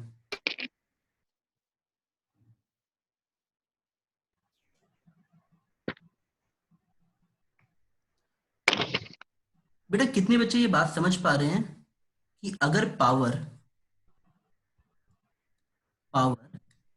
वी आई है तो एनर्जी बस इनटू टाइम होगी? बेटा पावर क्या होता है? वर्क डन या एनर्जी बाय टाइम। तो वर्क डन कितना होगा या एनर्जी कितनी होगी? V I T. आप याद रखो, एनर्जी इलेक्ट्रिकल सर्किट में आप चाहो तो ऐसे निकाल सकते हो, वी आई टी। किसी भी चीज को कितनी एनर्जी मिल रही है इंस्टेंट पे, तो उसके अक्रॉस वोल्टेज निकाल लेना, उसके अक्रॉस करंट निकाल लेना, इनटू टाइम कर देना। आपको एनर्जी मिल जाएगी। अगर बैटरी होती तो ईएमएफ लिख देते into I coming from the battery into time. बेटा एक क्वेश्चन ऐसे आता है। Hello sir. हाँ बेटा बोलो। सर वो जो पिछले क्वेश्चन में जो 4 ओम के क्रॉस जो पावर था, हाँ सर वो थोड़ा बता देंगे। 4 ओम के क्रॉस बेटा आप हाँ सर। कोई भी फॉर्मूला यूज कर लो। जैसे मान लो आपने आई स्क्वायर आर यूज किया तो आई कितना है इसके क्रॉस, 1 एम्पेयर देखो हाँ सर। एम्पेयर जा रहा है, ठीक है। आर कितना है इसका 4, तो 1 स्क्वायर इंटू 4। समझ आया बेटा? हाँ सर ठीक है सर, थैंक यू सर। हाँ वेलकम बेटा। चलो आगे बढ़ते हैं। अब हमने क्या देखा, एनर्जी की वैल्यू कितनी होती है V इंटू आई इंटू टी। अब क्वेश्चन एग्जामिनेशन में आता है कि तुमको एक खाना गर्म करना है, तो खाना गर्म करने के लिए तुम्हें एनर्जी चाहिए होती है एक सर्टेन लेवल पे। तुमने एक रेजिस्टेंस सीरीज में लगाया और फिर दूसरा रेजिस्टेंस सीरीज में लगा दिया और इसके ऊपर अपना खाना रख दिया। ऐसे रेजिस्टेंस से हीट आती है, आप ऐसे सोचो वो सारी हीट खाने में चली जाएगी, गर्म हो जाएगा। ये रेजिस्टेंस R1 था, ये रेजिस्टेंस R2 था। यहां पे मैंने क्या किया, दोनों रेजिस्टेंस को हमने बेटा पैरेलल में लगा दिया। दोनों रेजिस्टेंस को हमने पैरेलल में लगा दिया, ईएमएफ सेम रखा। दोनों रेजिस्टेंस को हमने पैरेलल में लगा दिया और जो अपना जो भी बर्तन है वो ऐसे रखा कि वो दोनों रेजिस्टेंस से हीट ले रहा हो। और एक बार आपने बेटा ये क्वेश्चन जरूर करना, ये ओलंपियाड और एंट्रेंस में आता है बेटा। सिंगल रेजिस्टेंस रखा और उसके ऊपर बर्तन रखा, हर बार बैटरी वही है ई। आपको बोलेगा यहाँ पे टाइम टी लगता है, यहाँ पे टाइम T1 लगता है, यहाँ पे टाइम T2 लगता है। इन तीनों में रिलेशन बताना है, क्या बता लोगे आप?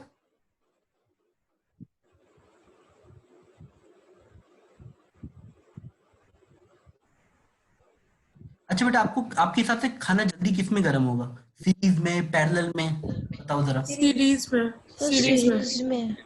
सीरीज में। अच्छा गुड, चलो दिखाओ करके।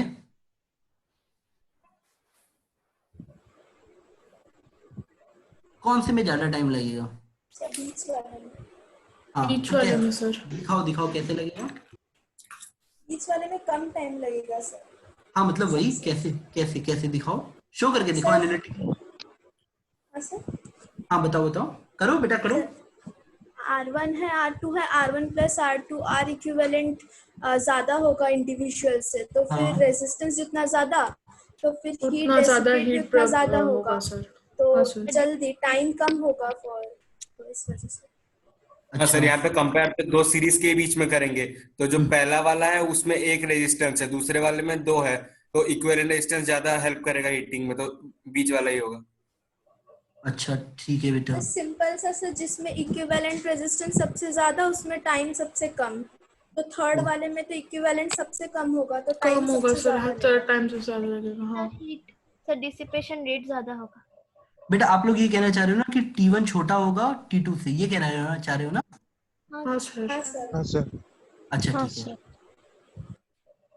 फर्स्ट केस में जो बेटा मैं एक एग्जांपल ले लूं क्या, R1 R2 ओम ले लूं? हाँ sir. Let us take example, EMF 5 volt ले लेता हूं हर एक केस में।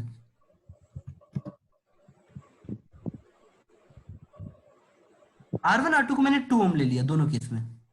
अब बताओ यहाँ पे अगर ये 2 ओम है, ये 2 ओम है, ये 2 ओम है, ये 2 ओम है, तो आप लोग को ये बात समझ आती है ना, जिसमें जितनी पावर निकलेगी वही पावर इसके पास पहुंचेगी, है ना बेटा? बैटरी जिस केस में ज्यादा पावर देगा वही आंसर होगा ट्रू, वो जल्दी गर्म हो जाएगा, है ना बेटा? High power means less time. तो फर्स्ट केस में मेरी पावर कितनी आएगी बताओ, बाय द बैटरी। जिसमें बाय द बैटरी पावर ज्यादा होगी उसमें टाइम कम लगेगा। मैंने जब फर्स्ट केस को देखा तो मेरी पावर का फॉर्मूला आया, बैटरी देगी मुझे 5 इंटू करंट। करंट की वैल्यू कितनी है बेटा? 5/4। बेटा ये पावर कितनी आ गई? 25/4। 4 सेकंड सर। केस में हमारा 2 ओम और 2 ओम पैरेलल में है, इक्विवेलेंट रेजिस्टेंस कितना आ गया? 1। 1 तो यहाँ से पावर कितनी आ गई बेटा बताओ? V इंटू आई। आई कितना है बेटा बताओ जरा? सर 5 5 तो पावर कितनी आ गई बेटा? 25 25। गुड। यानी कौन सा सर्किट ज्यादा पावर डिमांड, पैरेलल या सीरीज? सर पैरेलल पैरेलल से ज्यादा पावर जा रही है, तो ज्यादा जल्दी कौन सा होगा? पैरेलल। बेटा अब क्या तुम्हें समझ आ रहा है? मेजॉरिटी के साथ मत चलो, सोच के करो। मेरी बात समझ आई? बेटा एवरी सर्किट इज पैरेलल, कुछ तो लॉजिक होगा ना। आपका जो घर में इंडक्शन होता है ना बेटा, इंडक्शन, उसके अंदर ऐसे पैरेलल कॉइल्स लगते हैं। जब आपको हाई टेम्परेचर चाहिए होता है ना, बस ये कॉइल ऐड हो जाती है स्विच में और जल्दी ज्यादा पावर मिलने लगती है। बेटा मेरी बात किसी को समझ आ रही है? आप लोग देखते हो ना घर में इंडक्शन हीटर होता है, उसमें बटन्स होते हैं प्लस माइनस, आप प्रेस करते हो, बार बार टेम्परेचर आपका राइज करते जाता है, देखते होगे ना? Every plus connect this parallel circuit, every minus एक को हटाता जाता है कि चलो तुम यहाँ से हटो, यहाँ से हटो, तुम यहाँ से हटो। तो मिथ पे मत जाया करो, अपना दिमाग लगाया करो। इज इट क्लियर बेटा? सर हीट डिसिपेट किसमें ज्यादा होगा? बेटा हीट डिसिपेट जिसमें पावर ज्यादा होगी वो इसी में ज्यादा होगा बेटा। सर एनसीईआरटी में जो एक लाइन लिखा हुआ था हाँ, कि एक बताओ। रेजिस्टिव पाथ बनाना है तो सिर्फ रेजिस्टर लेकर सीरीज में कनेक्ट कर देना है, तो फिर हमें पैरेलल में लगाना चाहिए क्योंकि उसमें ज्यादा हीट डिसिपेट होगा। बेटा सुनो, वो दोनों अलग अलग स्टेटमेंट है। क्वेश्चन क्या ये है कि किसमें रेजिस्टेंस ज्यादा होगा? नहीं। सुनो बेटा, बच्चा आपको इसलिए नहीं समझ आ रहा क्योंकि आप पावर को रेजिस्टेंस से जोड़ना चाहते हो। पावर दो चीजों का संगम है, V और I या V²/R। इसमें दो वेरिएबल है बेटा, अगर R ज्यादा भी हो गया तो वोल्टेज तो घट गया ना सीरीज में दोनों के क्रॉस में। हाँ सर। मेरी बात समझ पा रहे हो? हाँ सर। आप रेजिस्टेंस वाइज सही सोच रहे हो, सीरीज में लगाने से रेजिस्टेंस की वैल्यू बढ़ती है, बट आप सही नहीं सोच रहे बेटा, ठीक है? हाँ सर, ठीक है। अब आप लोग मुझे क्वेश्चन करके दिखाओ जल्दी से।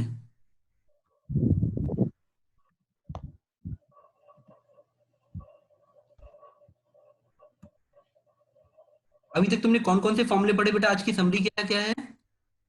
मैंने बोला VA से VB एक चार्ज लेके जाओगे तो वर्क डन बाई सिस्टम कितना होता है, जल्दी बताओ। Sir Q into VA minus V। Very good. By external कितना होगा बेटा? इसका उल्टा, Q into VB minus minus VA। लगा के डिट्टो मार दो, ठीक है? उसके बाद आपने क्या सीखा कि कभी भी एनर्जी जब आती है तो हम उसको तीन पार्ट्स में डिवाइड करते हैं। हाँ सर। डिसिपेशन, जिसको रेजिस्टेंस बोलोगे, L, फिर stored as potential Potential energy, energy capacitor, Capacitance और and kinetic inductance. energy और stored inductor। as kinetic Potential energy, energy, inductor। Inductance as kinetic stored as energy. kinetic energy और heat dissipation, Converted to dissipation. ठीक है? अब थोड़ा जल्दी जल्दी नीचे आते हैं। तीसरे टर्म में ये सीखा कि बैटरी जो वर्क करती है वही सोर्स ऑफ एनर्जी रहता है। तो बैटरी की पावर जब हम EI निकालते हैं, it is equal to all the power added. याद रहेगा? हाँ सर। ठीक है। हाँ सर।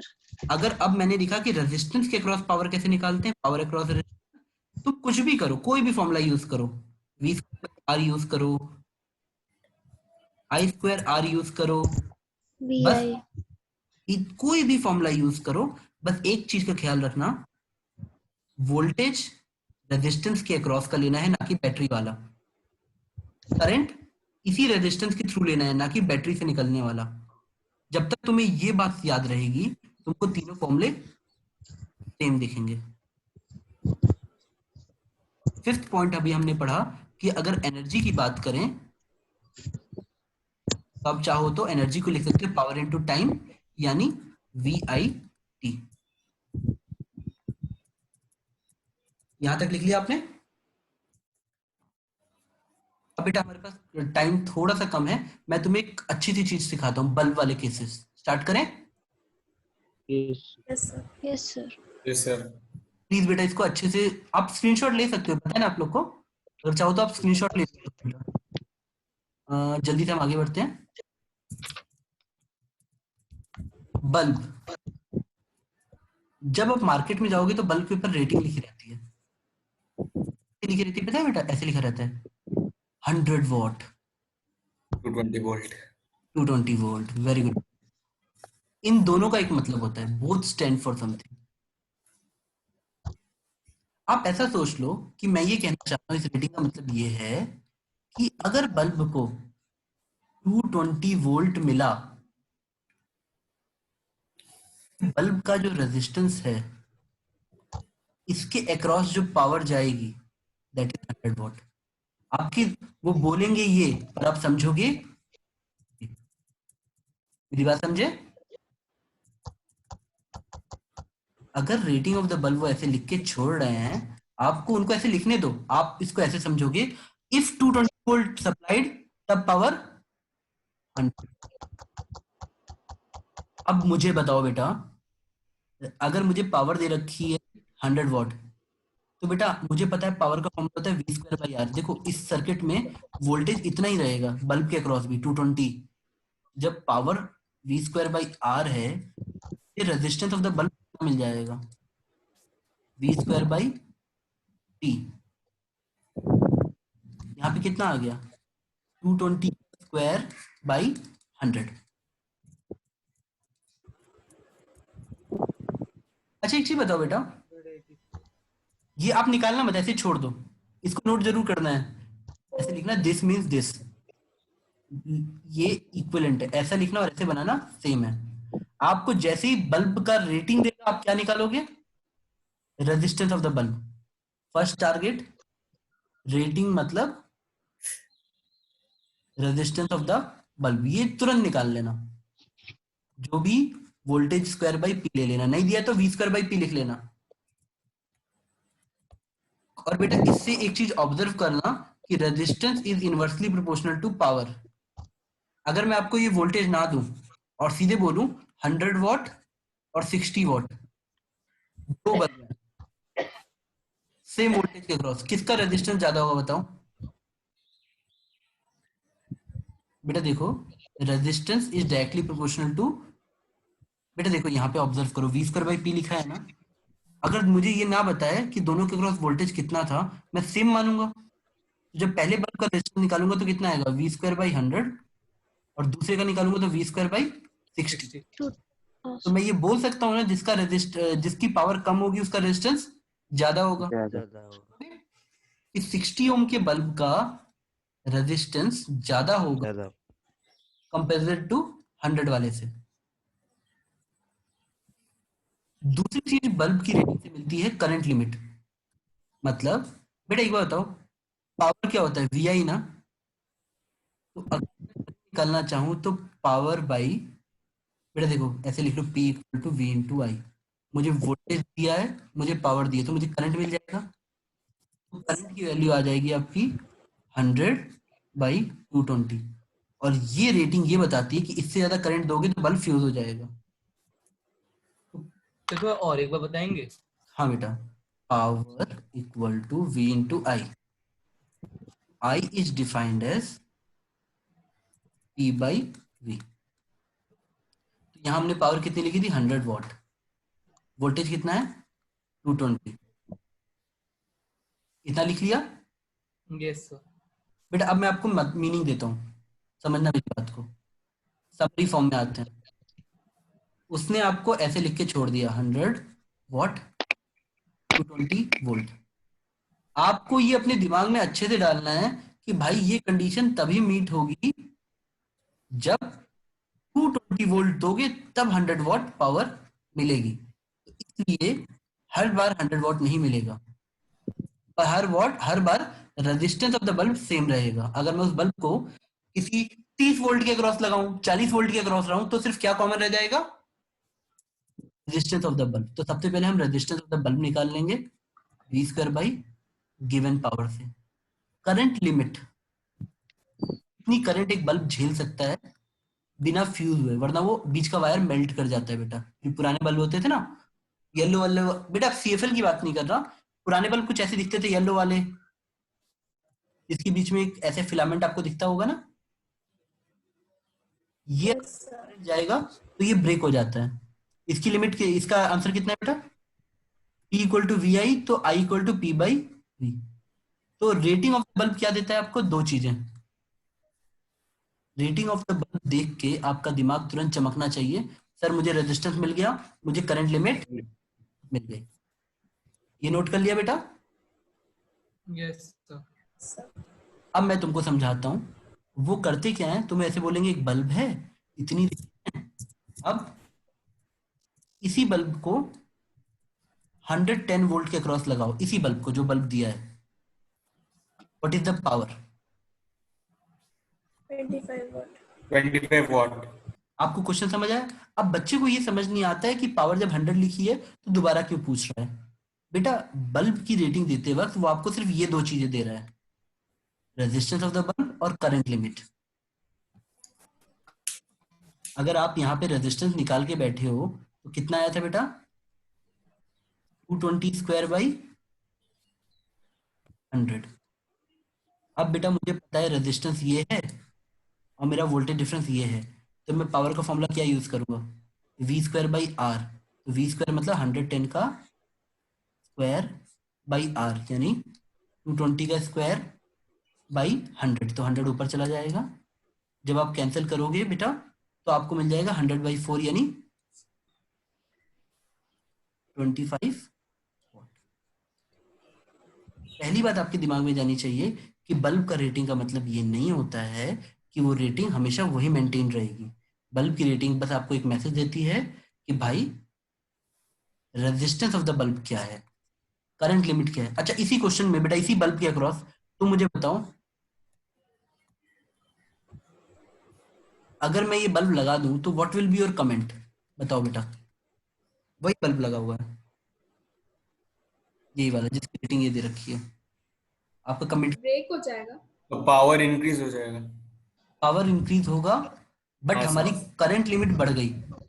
लिमिट बढ़ गई। करंट लिमिट कितनी थी? हो जाएगा। फ्यूज हो जाएगा। Very good, this answer I was expecting. हाँ सर।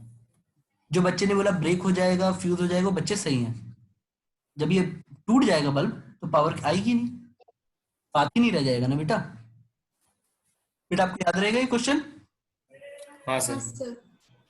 आप याद रखना, कभी भी बल्ब के अक्रॉस इससे ज्यादा वोल्टेज नहीं लगा सकते, वरना बल्ब फ्यूज हो जाएगा। सर अगर करंट लिमिट बढ़ जाता है या फिर पोटेंशियल डिफरेंस इंक्रीज करने से आपका बल्ब फ्यूज हो जाता है, तो कम देने से भी तो फ्लक्चुएट करेगा। नहीं बेटा ऐसा नहीं होता ना। एक बार बताओ बेटा, सुनो, अगर मैं तुम्हें बोलूं हल्क आके दरवाजे पे लात मार रहा है, दरवाजा टूट जा रहा है, तो आप बोलोगे सर तो दरवाजा टूट जाएगा। कम हम झेल सकते हैं, कई बार हम हाई स्ट्रोक नहीं झेल पाते हैं बेटा, बात समझे आप? हाँ हाँ, वो उसको मेल्ट कर देता है बेटा, हाई एनर्जी आती है ना, मेल्ट हो जाता है। सर अगर 2 to 1 वोल्ट भी होगा तभी भी फ्यूज हो जाएगा? हाँ बेटा, पर थोड़ा सा टॉलरेंस रहता है, मेरी बात समझना। जो रेटिंग बनाई जाती है ये ऐसी नहीं होती कि बेटा 100 नंबर पे आप पास हो, 99 पे आप फेल हो, ऐसा नहीं बनता। थोड़ी सा टॉलरेंस रहता है, मतलब 220 प्लस माइनस 10, कई बार वो 210 पे बल्ब फ्यूज हो जाता है और कई बार 230 पे होता है। बात समझे आप? हाँ सर। अब आप मुझे क्वेश्चन करके दिखाओ।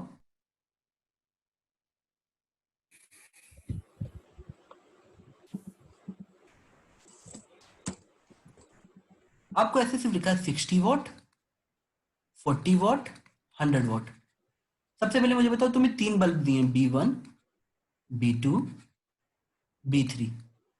आप मुझे बताओ सबसे ज्यादा रेजिस्टेंस किसका है? 40 वॉट 40 watt 40 वोट। अब मैं कुछ नहीं कर रहा, मैं इन तीनों को ऐसे लगा रहा हूं, B1 B2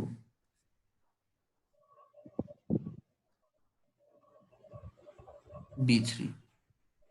आपको तीनों में मुझे पावर का देना है कि P1 ज्यादा है, P2 ज्यादा है, P3 ज्यादा है। किस बल्ब के अक्रॉस पावर ज्यादा होगी बताओ? आप करो बेटा, बस सोचो जरा, थोड़ा सा सोचो।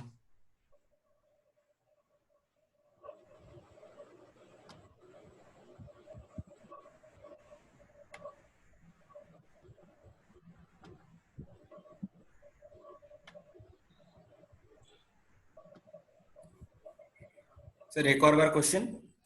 बेटा जैसे इसको P1 P2 P3 को रीअरेंज करो कि P1, हाँ सर। ठीक है? हाँ सर। करो बेटा, करो आराम से करो। तब तक मैं चैट पे देखता हूँ बेटा। हाँ बेटा, मुझे 2 आंसर है बेटा। मुझे हाँ ठीक है, मुझे रीअरेंज करके दो पूरा पूरा कि P1 greater than P2। Arrange करेंगे तो क्वेश्चन ऊपर के दोनों कनेक्ट हो जाएंगे। बेटा आपको ऐसे बताना है, सपोज आपको लग रहा है P1 में पावर ज्यादा है तो P1 में हाईएस्ट करो, फिर P2 की ज्यादा है, फिर P3 की, ऐसे रीअरेंज करके दो मुझे पावर वाइज।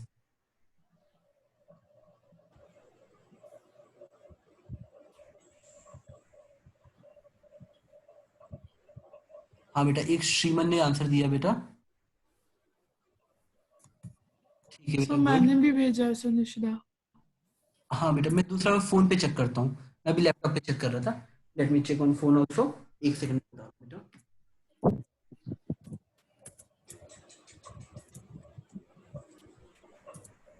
हाँ हाँ,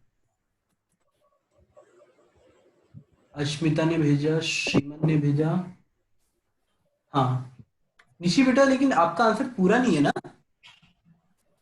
नहीं सर, वो सिर्फ पहला वाला पार्ट है सर, बाकी वाला मैंने नहीं। हाँ हाँ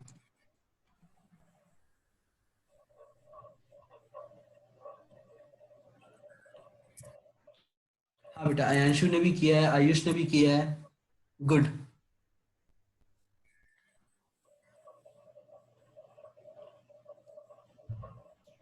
इसका सही तरीका क्या होता है? एग्जाम में कैसे करोगे क्वेश्चन, तेजी से कैसे करोगे?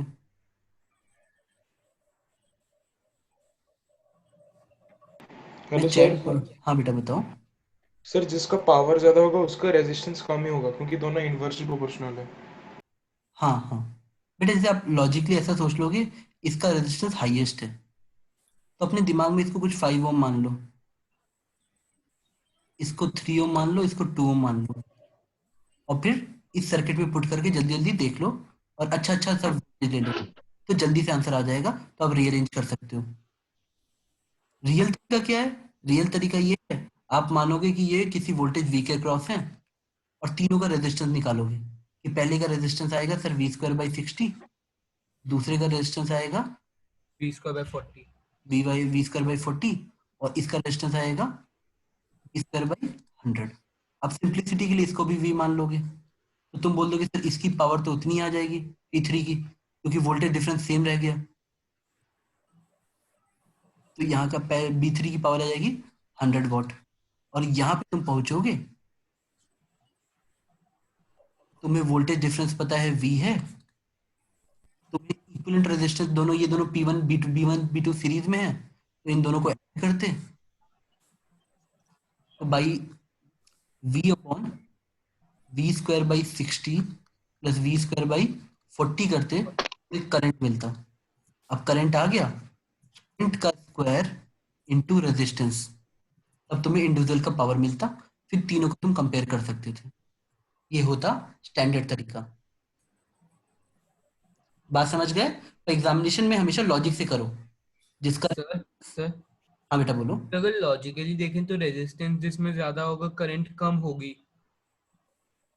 नहीं बेटा, ऐसे नहीं देख सकते, सीरीज पैरेलल का भी लफड़ा रहता है बेटा। थोड़ा डीपली सोचोगे ना तो हम जल्दीबाजी में आंसर नहीं दे सकते। यस अगर सर आप, रेजिस्टेंस जितना ज्यादा होगा पावर उतना कम होगा। हाँ, ऐसे भी देखो बेटा, सुनो बेटा, एक बात समझो मेरी। अगर मैं एक रेजिस्टेंस लगा रहा हूं ऐसे अकेले इसके अक्रॉस, और अगली बार मैंने इसी बल्ब को किसी एक और बल्ब की सीरीज में लगाया, तो इसको करंट कम मिलेगा और यहाँ पे करंट ज्यादा मिलता। मेरी बात समझ पा रहे हो? एक ही बल्ब है, एक बार आपने किसी दूसरे बल्ब की, ये बल्ब B1 है, ये बल्ब B2 है, B1 को ऐसे लगा दिया, देखोगे ना बेटा, एक तो केस सर में इसको ज्यादा पावर मिलेगी, दूसरे केस में इसको कम पावर मिलेगी, एक ही बल्ब को। तो आप प्योर रेजिस्टेंस से आंसर नहीं दे सकते, आपको इलेक्ट्रिकल सर्किट भी देखना पड़ेगा। अगर आप चाहो कि सर लॉजिकली आंसर दे देंगे power is inversely proportional to resistance, बेटा ऐसा वर्क नहीं करेगा। इसे तब करेगा जब आप सारे सीरीज में हो। सॉरी बेटा, मैं ऐसे बोलता हूं, अगर मान लो मैंने सीरीज में सारे लगा रखे हैं और आप ऐसे लॉजिकल आंसर दे रहे हो, बेटा सब में करंट सेम है ना, यस तब तुम ऐसा बोल सकते हो जिसका रेजिस्टेंस ज्यादा होगा उसकी पावर ज्यादा होगी। तब आप एक लॉजिकली बोल सकते थे कि सर ये देखो, मैं कहूं कि इसकी पावर हाईएस्ट है। हाँ ठीक है बेटा, अब P1 P2 में से दोनों सीरीज में है, तो जिसका रेजिस्टेंस ज्यादा उसकी पावर ज्यादा। तब तुम ऐसे अरेंज कर सकते हो कि सर मेरा P3 हाईएस्ट होता, P1 P2 में से मैं देखता ज्यादा रेजिस्टेंस किसका है बेटा बताओ, 40 वाले का, यानी P2 का। P3 P2 P1, तो बेटा किस किस का आंसर ये आया था? सर मेरा। गुड बेटा, 5 बच्चे बेटा बेटा बोल रहे हैं। अब मैं तुमको कुछ एक्सरसाइज दे दूं बेटा पावर पे। हाँ सर। अच्छा, कितने बच्चे ने मॉड्यूल सॉल्व कर दिया? आप लोग को मैंने कितने सर बच्चे? शुरू कर दिए करंट सर। वाली नहीं मिली है, लाइट वाली मिली है। हाँ सर, लाइट वाली मिली है सर। बेटा आप लोग क्या, मुझे हैरानी हो रही है क्योंकि मेरे को लगता है मैं अच्छे बच्चों को पढ़ा रहा हूँ। मैं दोबारा बोलता हूँ, क्लासरूम में मैंने आपको पूरी हाँ मॉड्यूल सर, भेज सर रखी है। आपसे लेके किया था सर। हाँ सर, पासवर्ड मैंने क्लासरूम पे मॉड्यूल भेजी थी और लिखा भी था दिस इज इलेक्ट्रिसिटी मॉड्यूल। अब कितने बच्चों की खत्म हो गई है? सर और थोड़ा सा बाकी है। हाँ सर चल रहा है। सर जो पूरा नहीं थोड़ा हुआ, सा बचा केस रहा में है कुछ देर के एंड तक किया है अभी तक। चल रहा है सर। सीबीएसई सेक्शन खत्म किया? हाँ सर, हाँ सर, सर एनटीएसी में है। मैं पेज से बाय चल रहा है। मैं पेज बाय पेज डाउट ले लूंगा बेटा खोल के। अगर किसी बच्चे ने सही में किया है तो आप अगर क्लासरूम पे जाओगे ना बेटा, आपको वहां मिल जाएगा सारा मटेरियल, उसमें पावर के क्वेश्चंस हैं। अच्छा सर बेटा, बीएमसी के ऐप में भी वो उन लोगों ने भी डाल रखी है हाँ विद्या मंदिर की मॉड्यूल। हाँ हाँ बेटा, क्या आप लोग को ये बात समझ आ रही है कि अच्छा मैं आप लोगों से एक पढ़ाई से छोड़ के एक सवाल पूछता हूँ, कितने बच्चों को लग रहा है कि लॉकडाउन का इफेक्ट क्या होगा? Sir question paper tough NTSC होंगे। का पेपर डिफिकल्ट होगा। तो पेपर का लेवल हाई हो जाएगा। सर कट ऑफ ज्यादा होगा। हाँ सर, कट ऑफ ज्यादा होगा तो सर। बच्चे प्रिपरेशन भी ज्यादा करके आए होंगे। गुड। मैं आपको एक ऐसा इफेक्ट बताता हूँ। अच्छा, इस साल आपको आईआईटीज की प्लेसमेंट कैसी लग रही है? सर बहुत देर में हो रहा है, जुलाई में। 0। तो सितंबर तक होगा शायद। बेटा कुछ नहीं पता अभी, नोबडी कैन कमेंट। ज्वाइनिंग मिलेगी कि नहीं मिलेगी, आईआईटीज को बार बार नोटिफिकेशन देना पड़ रहा है कि सीरियस कंपनीज आओ, ऐसे बंदे ना आए जो ये बोले कि हम देंगे बाद में ज्वाइनिंग। डेट ऑफ ज्वाइनिंग बिना बताए बोल रहे हैं आप सेलेक्ट हो गए।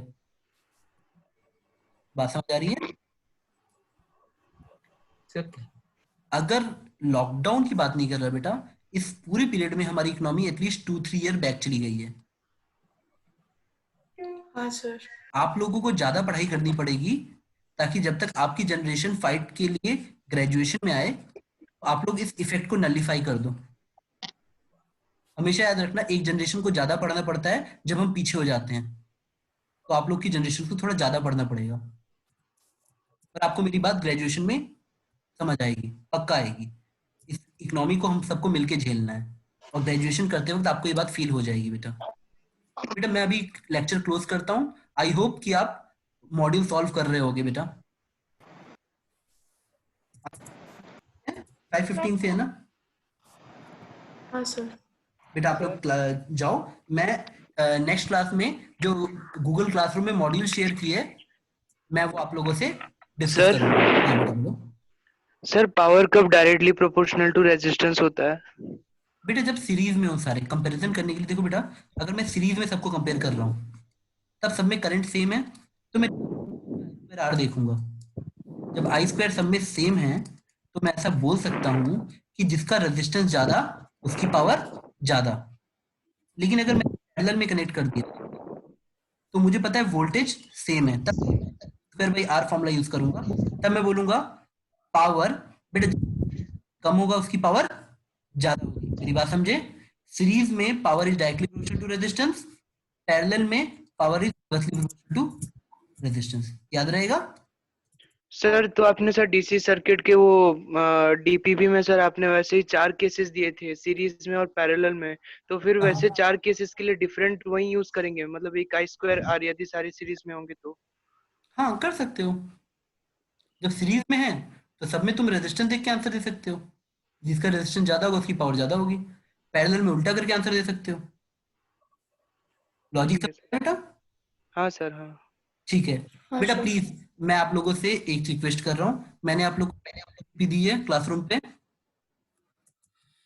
सर हाँ बेटा। सर वो गैल्वेनोमीटर सर आपने वो पढ़ाया नहीं सर। बेटा मैं पढ़ाऊंगा ना बेटा। अभी ये ओके सर। अभी जैसे मुझे आज वो फिर से वो पढ़ाना था, ड्रिफ्ट वाला थोड़ा सा पढ़ाना था। हाँ सर। तो मुझे लगा मैं कुछ काम की बात करूं, उससे पहले आपने इंटरप्ट कर दिया। बेटा सुनो, मैंने आपको कोचिंग और ट्यूशन में क्या अंतर होता है बेटा? कोचिंग में मैं बताऊंगा आपको क्या करना है, समझ आ रहा है? Yes sir. 4 डीपीपी मैंने आपको दी है, मॉड्यूल दिया है। मुझे उसका स्टेटस मैसेज करो इंडिविजुअली आज के आज, हर बच्चा। बात समझ आ रही है? व्हाट्सएप पे पर्सनली सबका स्टेटस चाहिए। आप लोग बेटा बहुत बड़े हो गए उम्र में, 12th क्लास के सारे बच्चे पूरी डेली का रिपोर्ट देते हैं, मुझे हर घंटे का पता रहता है वो लोग क्या पढ़ रहे हैं, हर घंटे का। मेरी बात समझ आ रही है बेटा आपको? मुझे कोई हैरानी नहीं होती, जो बच्चे ज्यादा टेस्ट रहते हैं वही रिजल्ट निकालते हैं पर डे। आपको चाहिए तो मैं स्क्रीनशॉट आपसे शेयर करता हूँ। आपके 12th के जितने बच्चे हैं, अदरिया दीदी से लेकर निमिषा दीदी से लेकर सारे बच्चे, लड़कों की बात कर रहा हूँ, श्रेष्ठ भैया से, सब मुझे डेली का रिपोर्ट भेजते हैं। मुझको नहीं, सारे टीचर्स को भेजते हैं, ग्रुप पे डालते हैं वो। बेटा बात समझ आ रही है? आप पूछ भी सकते हो उन लोगों से कि they post personally sometimes on the group sometimes, per day report, daily report में वो मुझे ये तक देते हैं कि वो आज के दिन में कैसे 9 आवर्स पढ़े, 8 आवर्स पढ़े बाई क्वेश्चन अमाउंट, कि सर हमने इसके 50 ऑब्जेक्टिव सॉल्व किए, इस पेज से यहां तक थ्योरी पढ़ी 6 पन्ना। इससे उनको भी आदत बनती है कि किताब के आगे बैठने की जगह क्वांटिफाई करेंगे चीज को। बात समझ आई? तो till end of the day एक बच्चा मुझे 4 डीपीपी स्टेटस। बेटा देखो अभी थोड़ा बहुत क्वेश्चन और करेंगे ना, पढ़ाई सिर्फ शुरू होती है। जिस दिन मैं आपको गैलोमीटर एमीटर वोल्टमीटर पढ़ा भी दूंगा उसके बाद भी वो कंटिन्यू रहेगा केसेस के फॉर्म में। आप लोग मुझे डीपीपी और मॉड्यूल का स्टेटस रात में मैसेज कर देना बेटा, सारे बच्चे। डन? हाँ सर। हाँ बेटा। सो मॉड्यूल वही ना जो आपने डाली हुई है? हाँ हाँ बेटा, कहाँ तक कितने पन्ने थ्योरी पढ़ ली, कौन सा एग्जांपल समझ नहीं आया, आप अपने हिसाब से। ठीक है सर। ठीक है ठीक है बेटा, मैं मीटिंग क्लोज करता हूँ बेटा, आप लोग 5 मिनट का रेस्ट ले लो। Thank you sir. वेलकम बेटा। सर और एक कॉन्सेप्ट पढ़ा सकते हैं सर, ज़ेरोग्राफी का? हाँ क्या बेटा? ज़ेरोग्राफी सर एक बुक में था वो। तुम बेटा स्क्रीनशॉट लेके मुझे व्हाट्सएप कर दो बेटा, जो भी पूछना है, ठीक है? हाँ सर। हाँ बेटा कर दो।